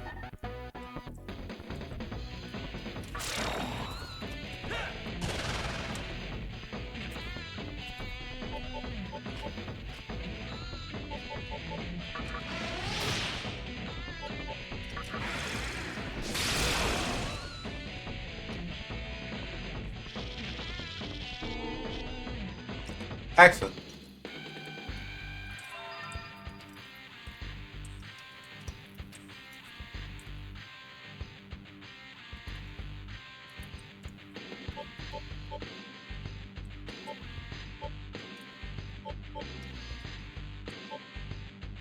I don't know if I need kid speak, really.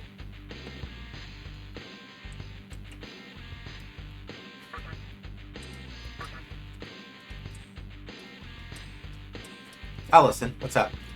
That was an excellent battle. You fought well. You can have this. Take it. I got a taco drop. Alright.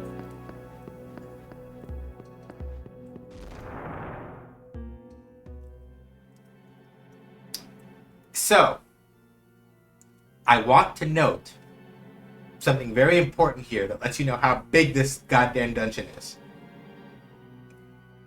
It's not just Tower of Kagutsuchi at a big save terminal.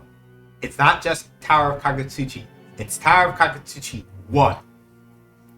Not A or B or C or D like it would be for a subterminal. Actual straight up hard numbers. The Tower of Kagutsuchi is huge. It's big.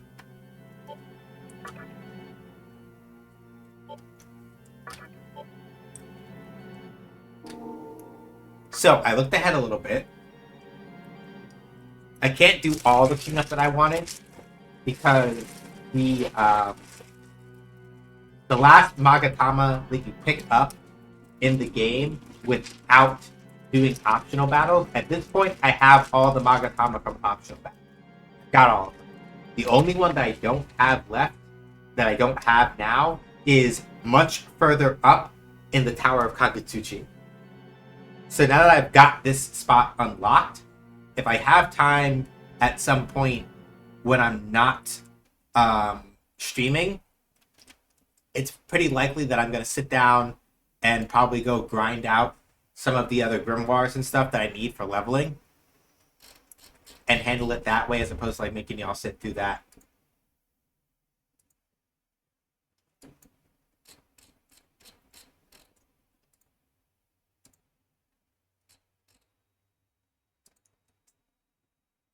So,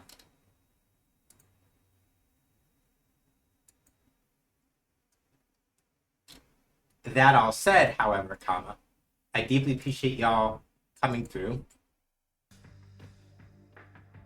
it is highly likely if I'm able to like sit down and like do some of the off-stream stuff that I want to do in terms of like getting some demons fused, potentially leveling up, sorting out some other things like that.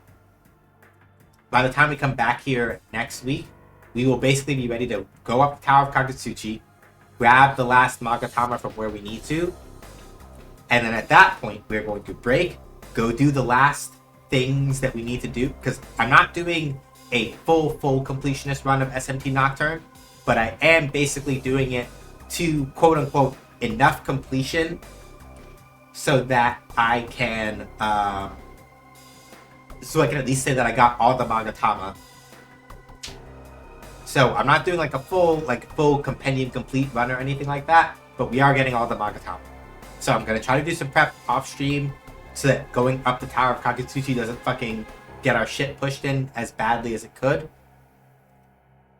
And I would say that within 2 streams, unless things go horribly wrong, within 2 Sunday streams, where Nocturne is clear.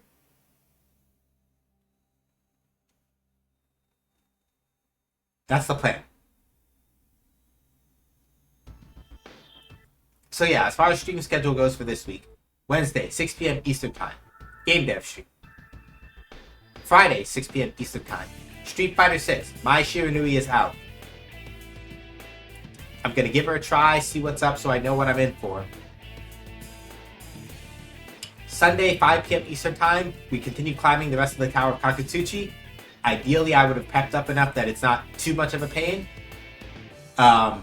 I anticipate that if things go well, I could probably get high up enough in the tower that we either come close to or reach the point where I get the last optional Magatama, like the last Magatama that you buy in the game. And at that point, depending on how far the save point is, we may back up and go do the things that we need to do after getting that last Magatama before we climb back up the rest of the tower and finish it off. That's not going to be... I don't think we can do all of that in one stream, so it's highly likely that it'll be over the next 2 Sunday streams. So by the middle of February, Nocturne's done, is the plan. I have an idea. I got a game key for a game that I'd like to use like a breather to sort of like sort out what's next. And then once we finish Nocturne and after the Sunday with the breather game, we're gonna pick up probably with another JRPG sometime. But yeah, thank y'all for coming by. Deeply appreciate it. Happy Black History Month. Links. I do game analysis and design articles over on my NeoCities blog. I will probably be doing a Nocturne write-up at some point after I finish Nocturne. Stream VODs are up on my YouTube. Ko-Fi, you can support me in the stream without giving money to Amazon and Jeff Bezos.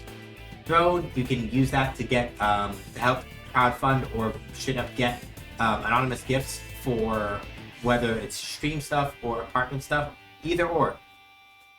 And my card has my other social media links on it. Mostly I'm active on Blue Sky.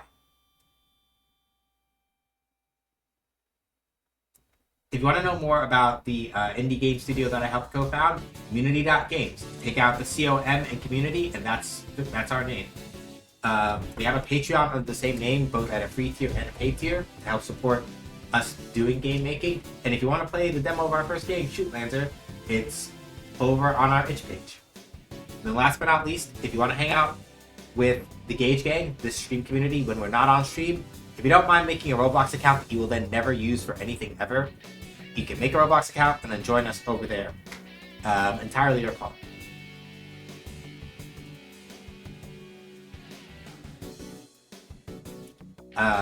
Not required, never required, always optional. But okay. Now that we've done that, who are we gonna go hang out with? I know we rated Queso recently. So now I just have to hope that I don't double up.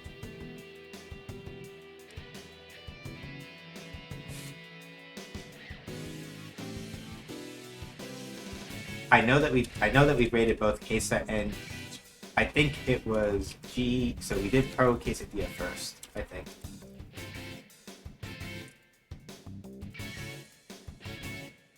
15th. No, it would have been the 16th that we went to there. Okay, I know for a fact that. Okay, looking at this and knowing my habits.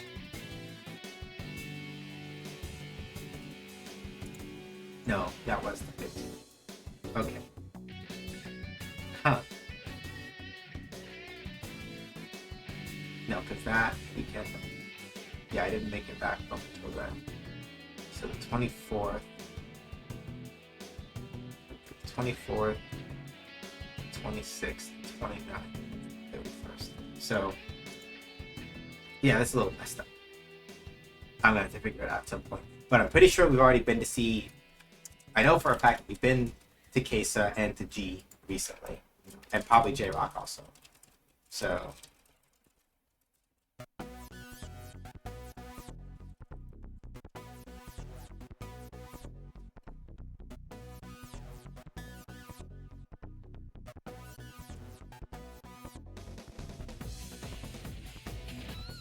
Either way, though, we're only rating black people this month. I mean, I know I do that anyway, but like we're just rating black people this month. That's kind of the way it is.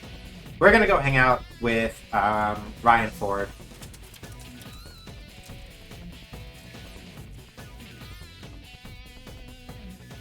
Black speedrunner par excellence. As he says in his own words, he's always de-rusting something. He's playing some Super Mario 64.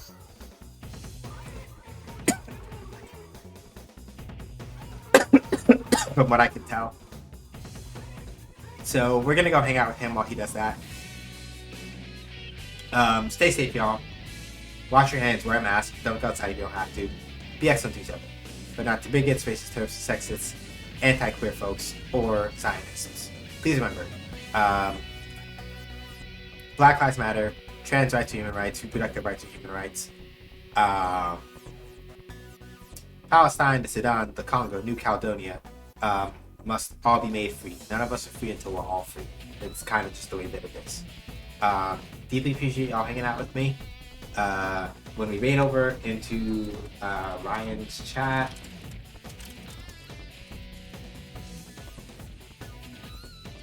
this is our raid message.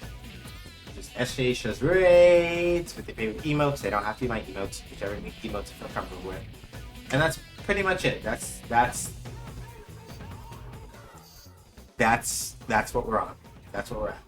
So, I'll catch y'all when I catch y'all. Take care. Be well. Deuces.